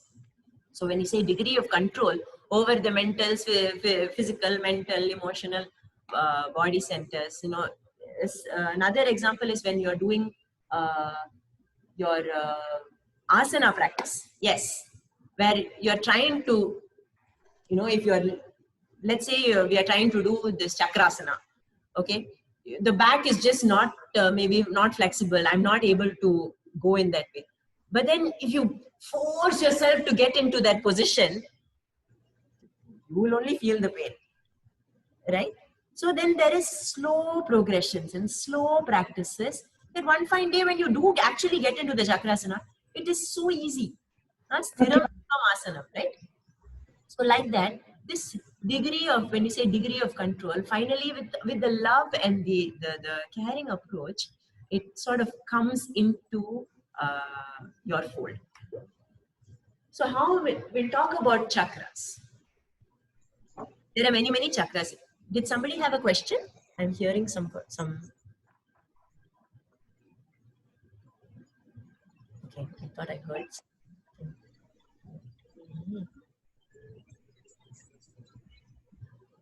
Mute.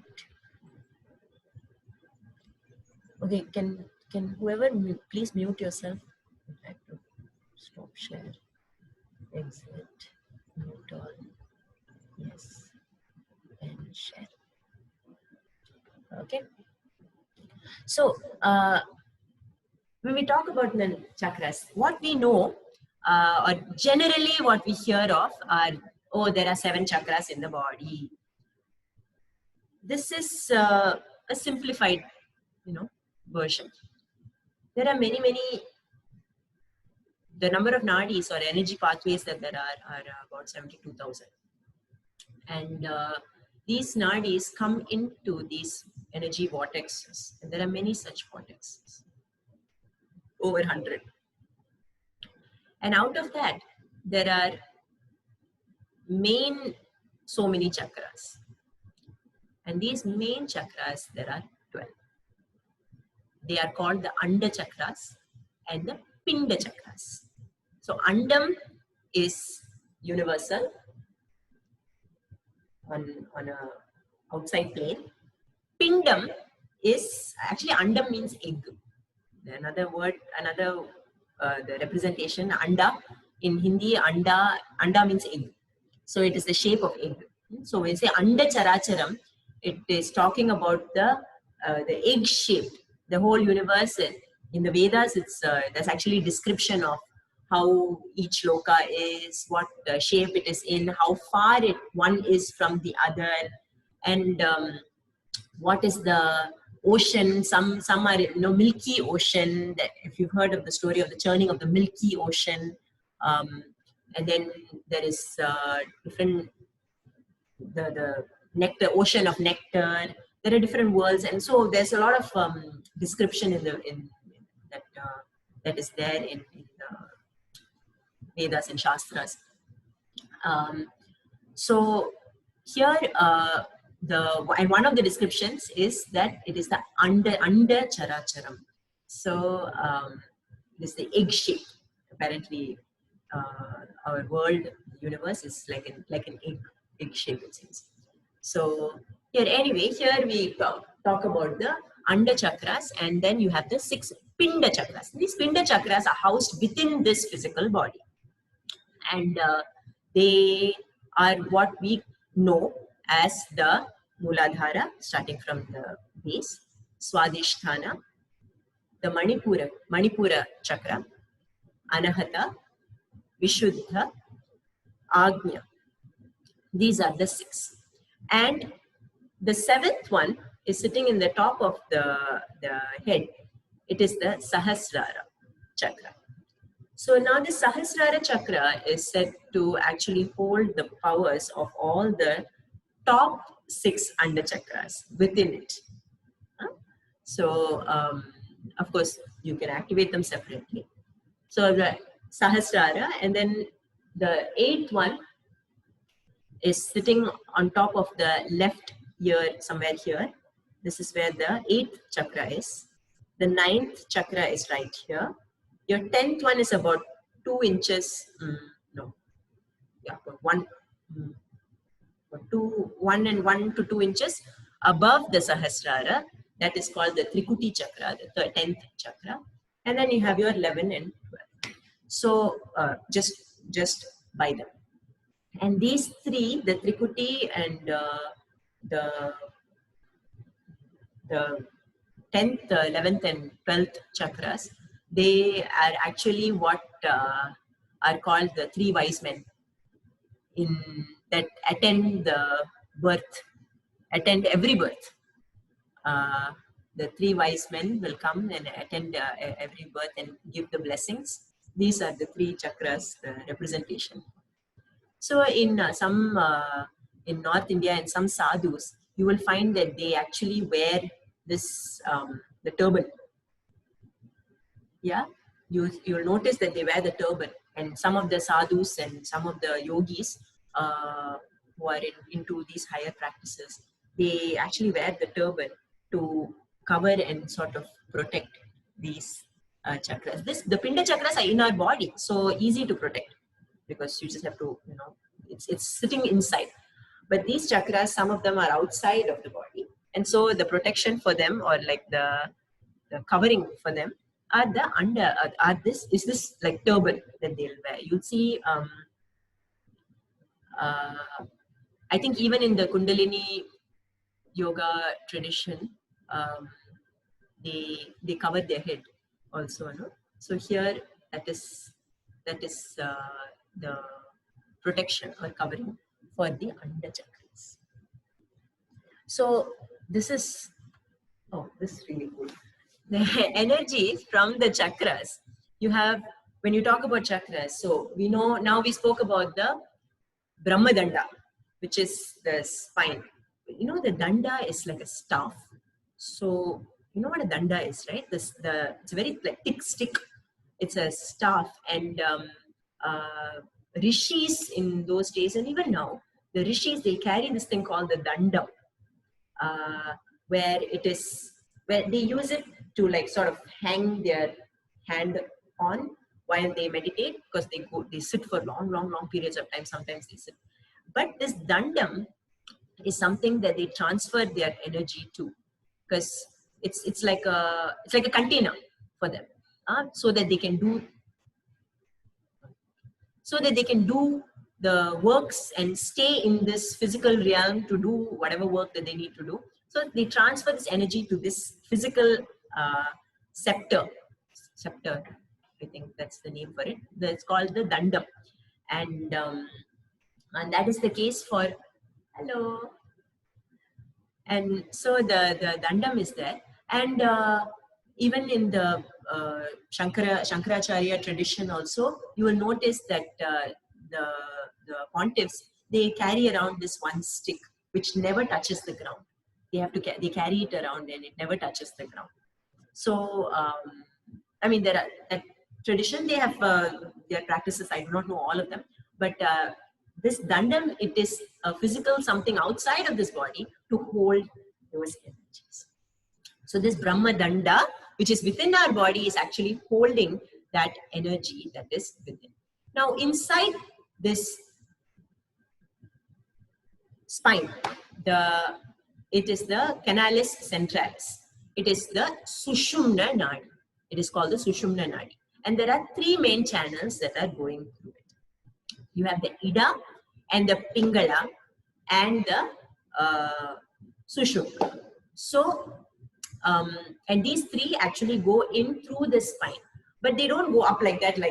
They actually, like the serpent, going like this. So if you can imagine the three of them, the two of them going like that, and this third one is also going inside, in between,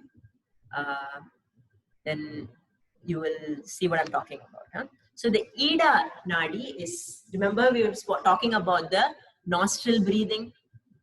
Are you breathing through your left nostril or your right nostril? So your Ida Nadi is the breathing in through it's also called the Chandra Nadi, that is the moon. And this is the calming effect and activating of the parasympathetic nervous system. The Pingala Nadi, which is the Surya Nadi, that is the activation, the solar energy which activates and gives life. So this is the sympathetic nervous system.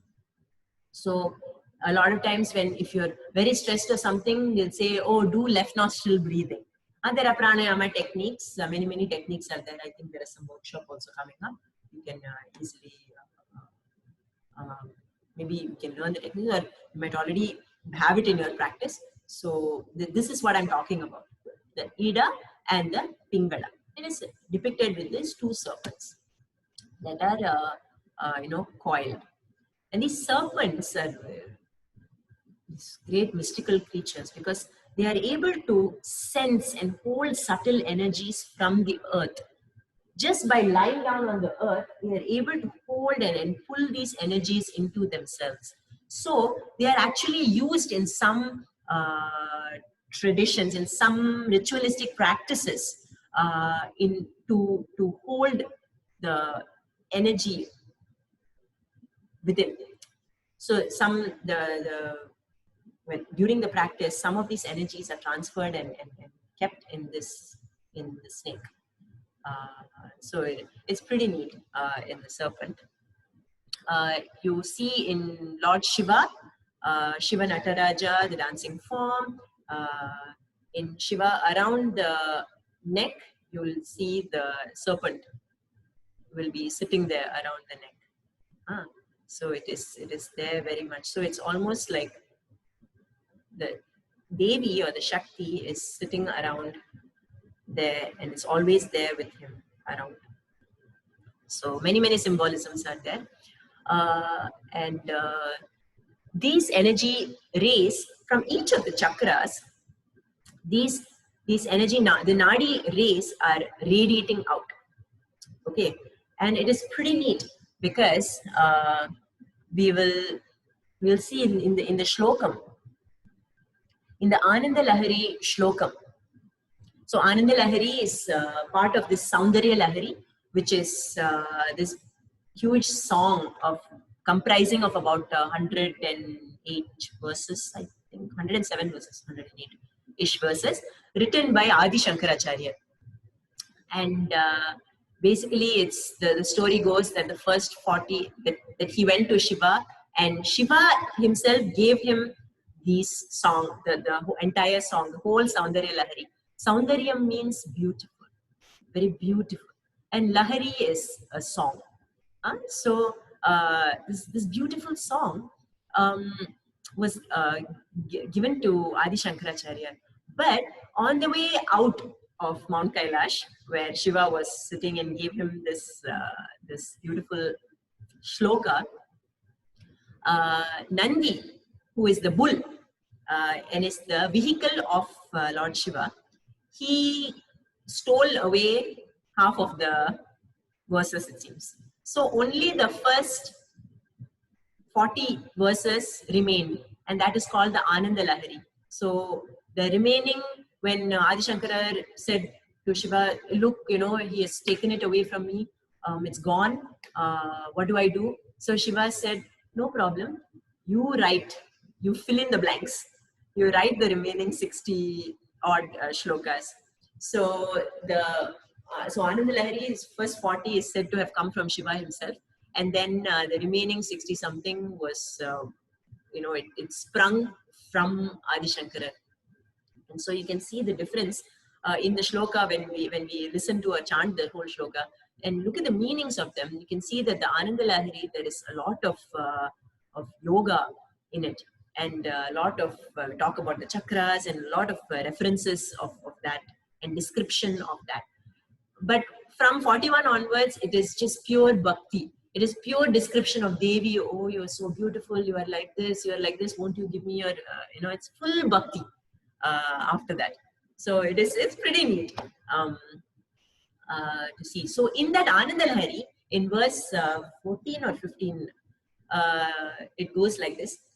Kshitau shat panchashad dvisamadhika panchashad dudake Hutashe dvashashtish chaturadhika panchashadanile divi vishat trimshan manasi cha chatushashtiritiye mayukhastesham tava padambujayugam.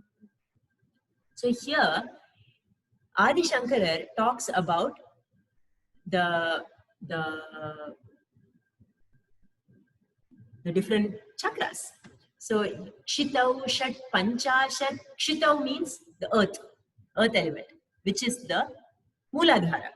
So the Mooladhara, which is the basal chakra, is connected to the earth element, the Prithvi element. So Prithvi means earth, and Kshitau is another word. So Kshitau Shat Panchashad. So Shat Panchashad. Shat is 6, Pancha is 5. So 56. Shat Panchashat, Shitau Shat Panchashat, Dvisamadika Panchashadudake, Utashe. So, sorry.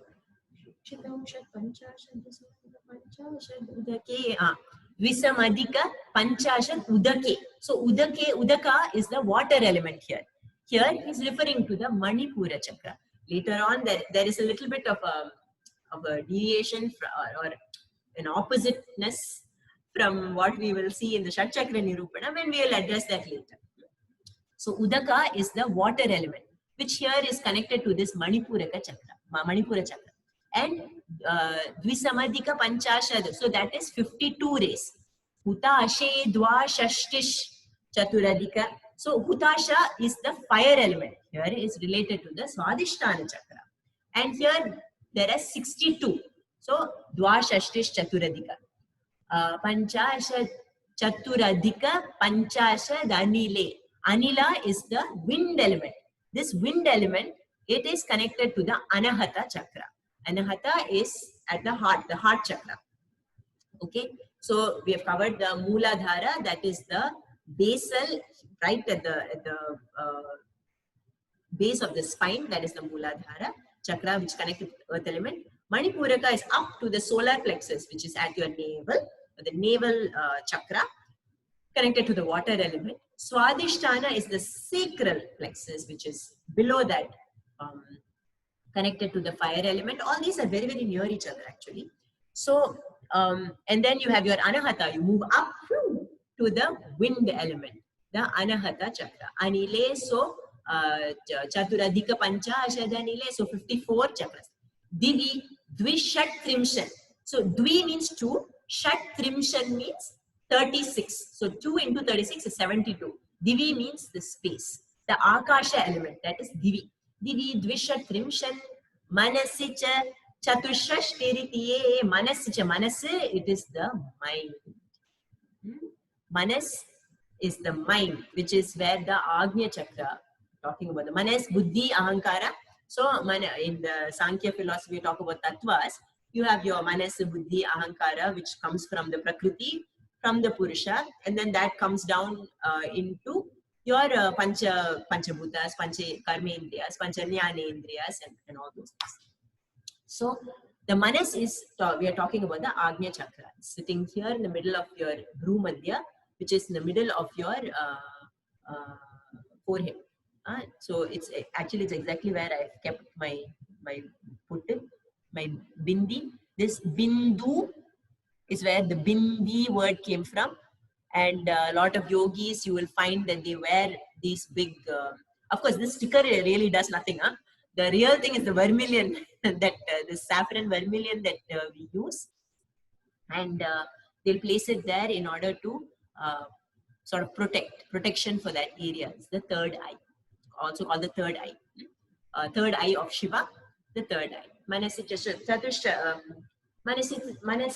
Chatushashtiritiye, so 64 are there.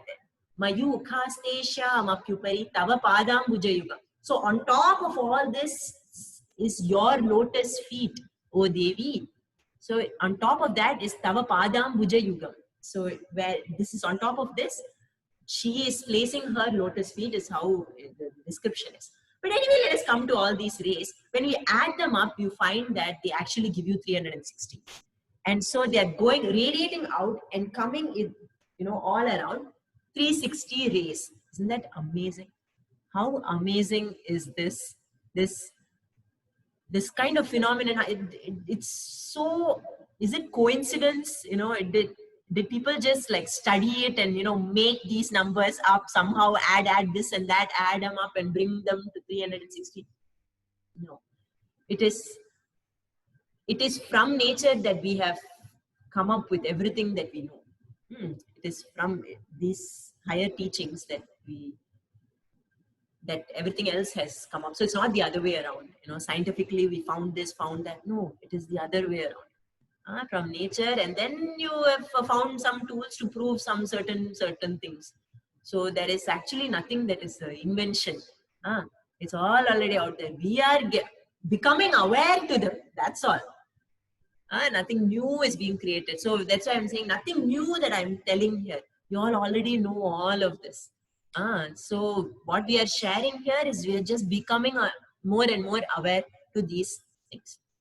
So physiologically also, your chakras are connected to the different flexi or plexuses in the body, because it is from these centers that you have your nerves and your blood vessels and everything that radiate out and come in to form like a bunch in these areas, and they are connected to all these systems in the body. Now, each of these chakras, there is electromagnetic flux that is created. There is a vibration in each of these centers. Okay, so there is vibration in us. If it is awakened and allowed to start, the vibration gets more and more, and then the electromagnetic flux is very, very obvious in yogis, in true yogis. So actually there has been in the hospitals,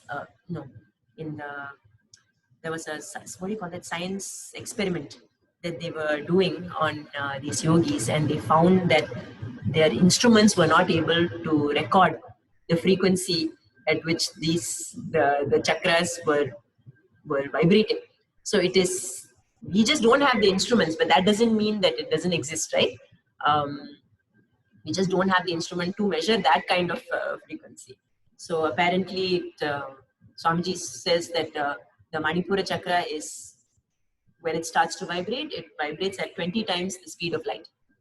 Now, what do we know about, do we have any experience of what the speed of light is? Yes, we know it's some number, but what is the experience of that? So 20 times that means what? This kind of things we can experience, and that experience is very, very possible for each and every one of us. So anyway, coming back to this, the chakras are connected to the plexuses. You have your perineal plexus, then you have your sacral plexus. You move up to the pelvic plexus, your hypogastric and gastric plexus, and then go up to your cardiac plexus, your brachial plexus, your cavernous or plexus, and your coronal plexus. So there are physical areas which are corresponding to these chakras. These chakras are not the plexuses, they are not equal to, they are connected to. Okay, so the energy in this will affect and can affect both negatively and positively these plexus. Okay, or rather the manifestation will be seen in the plexus and in the glands, and from that you can, maybe there is some, for example, if there is a thyroid imbalance, then you know that, oh, okay, this, maybe if I work on these chakras and certain practices that I can do in order to calm it down, or hyperthyroidism, and then there's hypothyroidism, etc., etc. So calm down and bring everything back to homeostasis. So there are many methods of activation. So the thing about yoga is the Indian culture is, these Indian traditions, is that there is no one way for anything. That's why if you look at the deities that are there also, there's no one deity. There are hundreds of deities. Your Ishta Devam, that's why everywhere they'll say, your Ishta Devam, pick what you like. Your Ishta Devam. Ishta means very, I like. Ishtam, my favorite or something. And Devata means that particular deity, whichever energy force, whichever you like, you pick. So if I like Ram, then I will just go on, oh, Ram, Shri Ram, Jai Ram, I will only pray to Ram or something like that. Oh, if I like Hanuman, the monkey god, then okay, I'm going to only, I like Ganesha, the elephant deity with the elephant face.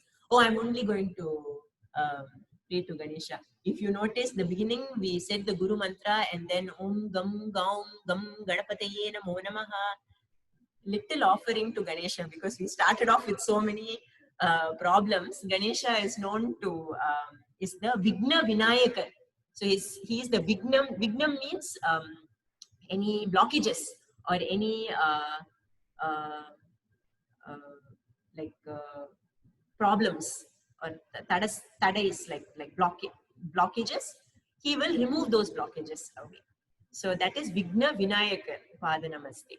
So just a small offering to the Ganesha to allow our rest of the session to go smoothly is there. So in the Ishta Devata is there. Nothing is fixed. There are so many methods. That's why this means and the thing is, it's not that this method will take you somewhere else. It's all taking you to the same destination. Your margs are different margam, different path. So there are many different ways that this activation can happen. So you have pranic forces and just with mental forces. You have mantra laya, very, very powerful mantras that are there, mantra laya. Certain practices, certain kriyas are there to, and all these are just tools. Simple, pure living, that also can activate the chakras. Very obvious and blatant example in front of us in our daily lives are children. You look at children before they have, started becoming corrupt like us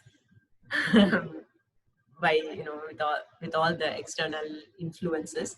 Before that, these young small children, my 5-year-old, 4-5-year-old, or 3-year-old, 2-year-old, they're so pure. So sometimes you will notice that this Kundalini Shakti in them will be so aroused just from their pure living. Just purity in the Ahankara is not very much, inflated in them yet.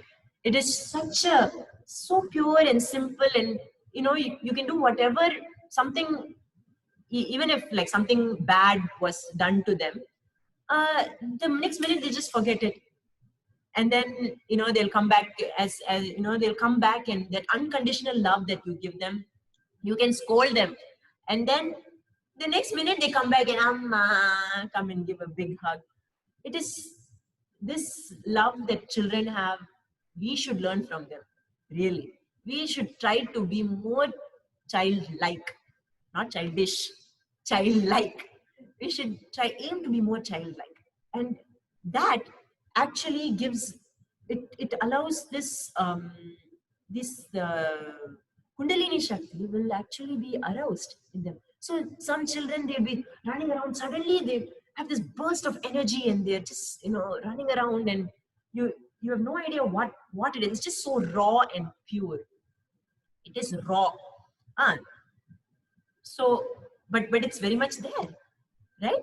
So that is, what did they do? What practices did they do? They didn't do any funky kriyas or knotting themselves in pretzel, breathing, nothing. They didn't do anything, just simply being pure. So that is one way, and the grace of the Guru is necessary for everything. In any of these,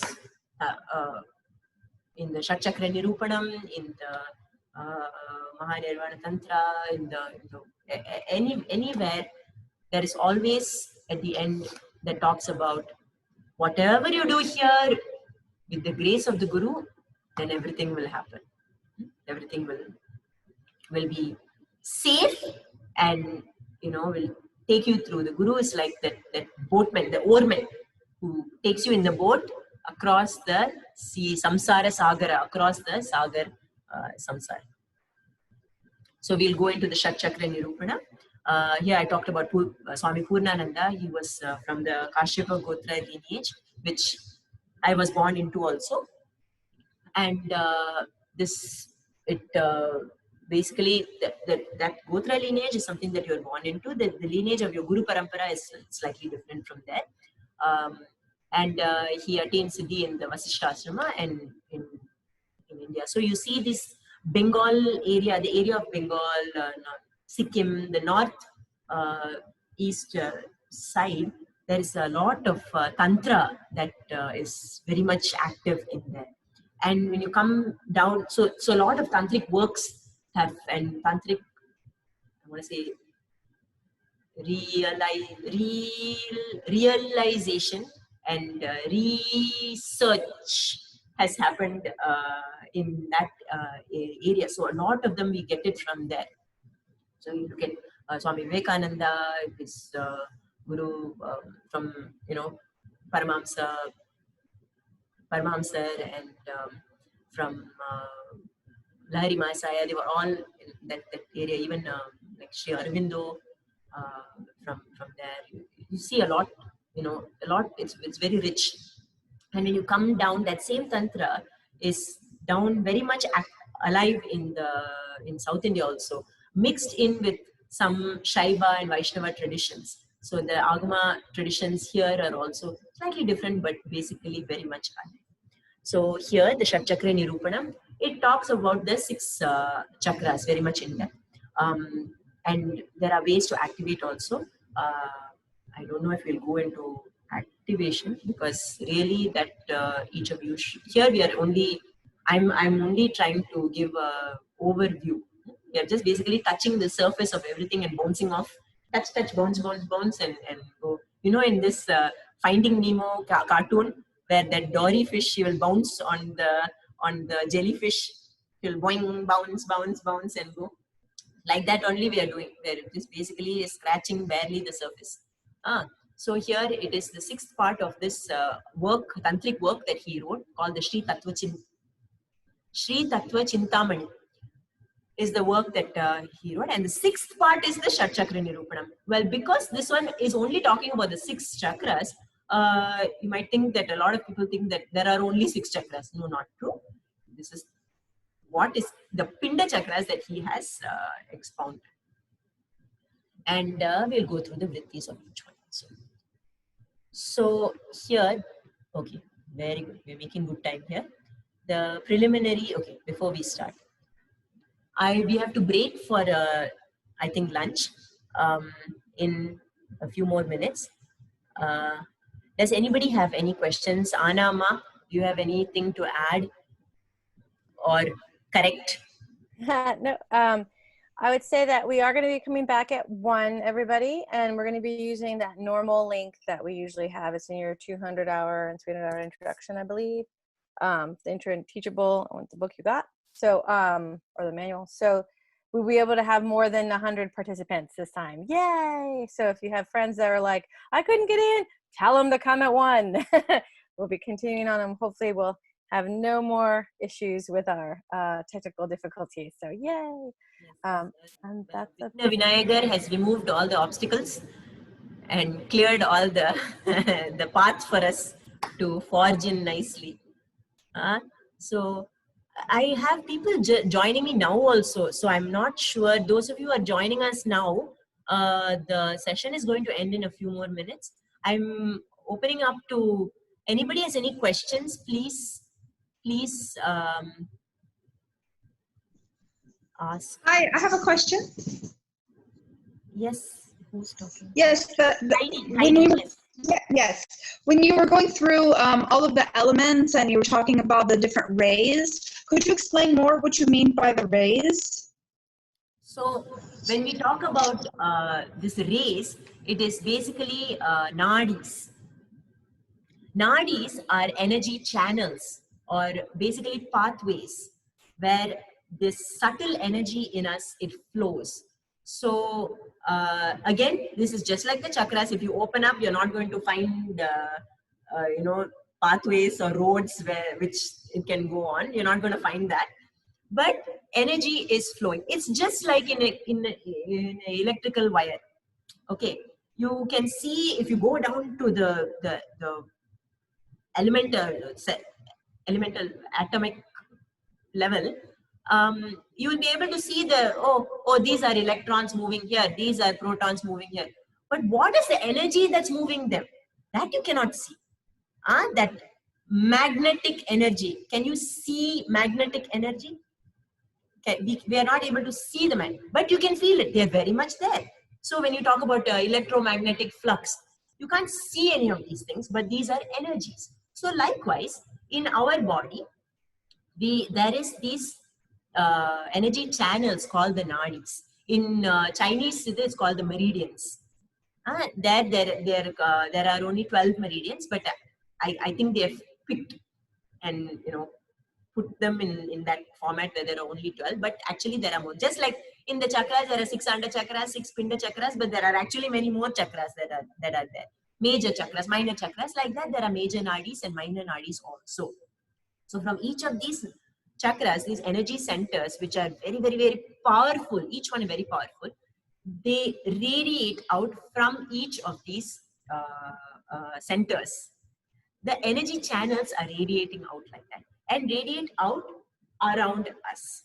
So the more so-called activated and the more the more energized we are, the more energized our Brahma Dandam is, the more clear and clean that channel is so that the energy can flow, the further this nadi, the projection of this energy is much higher, much further. That's why some people you will be able to see, or you can sense, not see, like you will sense their, when you say, they came into the room, I sensed their presence. Right? Like that. So some yogis, all they have to do is just walk in. And the energy is just, it's just flowing like waves like that. It's just going out and further and further and further. So it's amazing. Some of these ashrams where there is like a mother's energy, I think mother is the one who said that in a space where there is so much energy, all these mantras, what is it doing? These mantra layas, what is it doing? Is basically energizing this Brahmadanda. And these sounds, they energize. So when you keep chanting lot of these, you're energizing each of these centers and pushing these nadis and rays out. And that, and it can go up to, if just something that is so energized, kept there, maybe even in the form of like yantrams. Yantra is that, it's a tool, okay? In the yantram, it is so energized, that energy can go up to 5 kilometers wide. That's how far it can go. And at the different planes, maybe at the astral plane, certain other planes, that energy can even, it's not even physical. It's not even so many kilometers. It is, I'm sitting here in Austin, Texas, and I can receive and exchange energy, this rays, with someone sitting, with my guru sitting in India. So it is very much, it's amazing. So why I brought that out, and that this thing is actually, it's said in the Chakra Nirupanam is also there, this 360, but it's also referred to in the Ananda Lahari. So I thought it was an amazing comparison, and it's so cool because 360 degrees is all around us, right? Dasha Dik. Dasha Dik is, Dik means direction. So Ashta Dik is 8 directions. That is your north, south, east, west. North, south, east, west, and then your northeast. You know what I'm talking about? It's not northeast, southwest. Those 8 directions, and then you're up and you're down. So your Dasha Dik. All right. So your Dasha Dik, when you look at it like that, actually you're covering 360 degrees. Your sphere, everything is 360 degrees. But when you look at the entire circle, when you talk about a circle, you're talking about 360 degrees. So you're this so aptly named Chakras, 360 degrees. So these rays, when they come, and it forms 360 rays altogether, they're not just going out there and it's infinitely just going straight in that line and nothing is touching. No, it is coming back in us and forming that circular. So it is like that, you know, the picture that we had that I found the koshas, like that. So similarly, these rays are like that. Whenever we see the picture of, you know, in the earth, they show the magnetic flux. They show, oh, it goes from the North Pole down to the South Pole and then goes through the axis and then like that it'll go, right? Whenever you look at a magnet from the North Pole to the South Pole, if you put the magnet on this iron powder, I think, you will actually see the patterns where the like that, and then it'll go like this, and then it just like that. But actually, it's connecting. So like that is how our body, our nadis are no different. We are actually very much, there is a magnetic field within us. And that's why when we sleep, it is always, they'll say, you know, align yourself, be aware of what the alignment of the magnetic field is, and make sure you sleep in the right position. Because we can be affected in so many subtle ways. But the thing is, sometimes we won't feel anything because we are totally not even aware of all these energies around us. The more we practice, the more we live a pure life, the more we practice these yama niyamas, the more we become adhikarins into yoga, the more we practice all these, you know, Kundalini and start to go into these higher practices, the more sensitive we become. And I'm sorry to say, we will become more vulnerable and sensitive to the external world. And that's why the higher, some yogis that go, once they experience these Kundalinis, they have to withdraw from the world because they're not able to, you know, stand the hubbub of it's all nonsense in the world. So they withdraw. So completely from the world. And these gurus who are living in this world and yet are withdraw. Withdraw doesn't mean you go and sit in the cave. That's not what I mean with withdraw. I mean to be able to pull away. This pratyahara totally happens. Anyway, I hope I answered the question, Heidi Ma. Yes, thank you so much. I lost you. Oh, there you are. Anybody else has any question? It is already 12:02. Does anybody else have any question? Yes, I do. I have a question. I'm not sure I picked it up. You were speaking about the 6 Anda and the 6 Pinda chakras. Where does Sahasrara fall into that? Is it Anda? Anda chakras, yes. Thank you.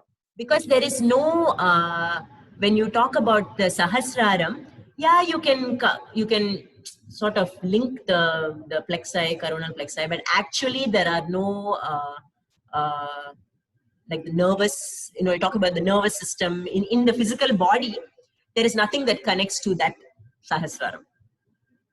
Wonderful. So the Pinda chakras, you can connect them to your physical dhatus, the 7 dhatus that are there, your mamsa, your bone, and then your blood vessels, and your musculature, and your organs. You know, there are 6 systems in the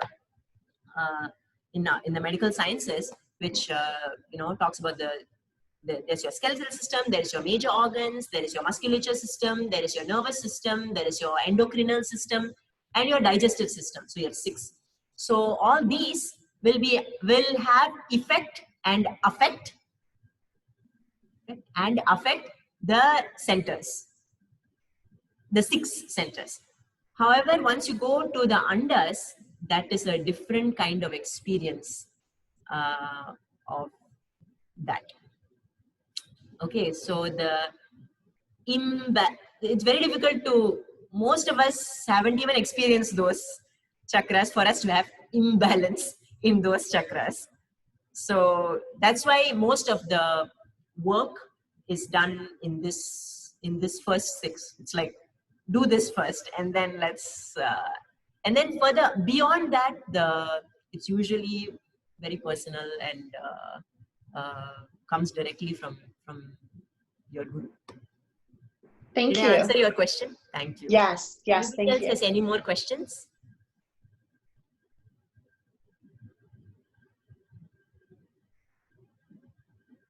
Wonderful. Thank you. If there are no more questions, we will take a small break now, and please drink a lot of water, and yes, drink more water, especially now you are all entering into this very, very sukshma, adhyatmika, higher self study and practice. Water is very, very, very, very, very, very, very, very, very, very, very, very, very essential.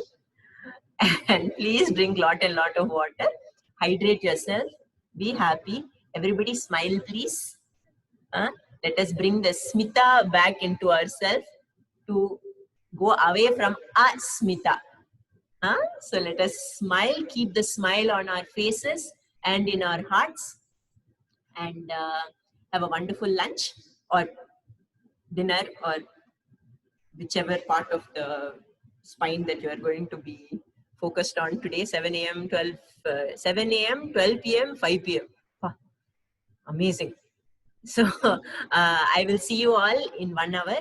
Like Anna Pilar mentioned, we'll go in the original, the other link from the Teachable. Okay.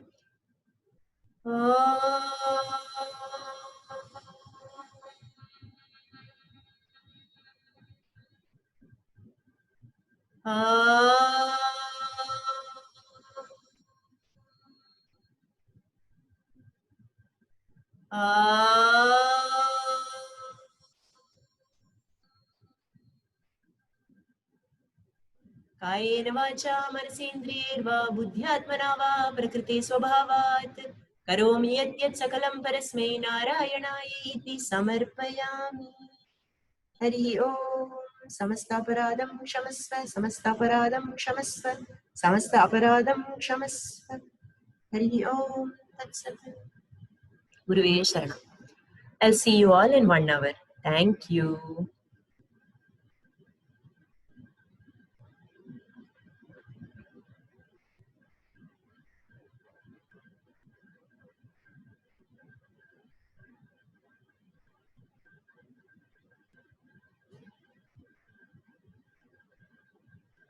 Should I cut this? Let's see.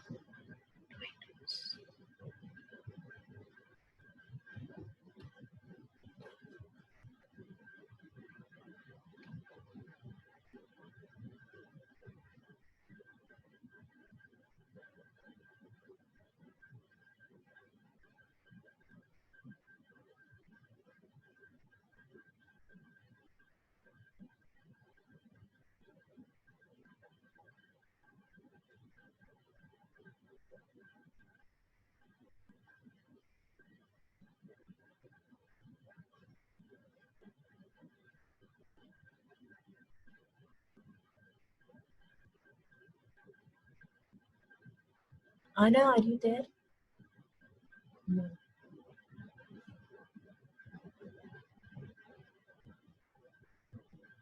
I don't know if I should cut the call. Oh, we are going. Yeah, okay, I'll cut it.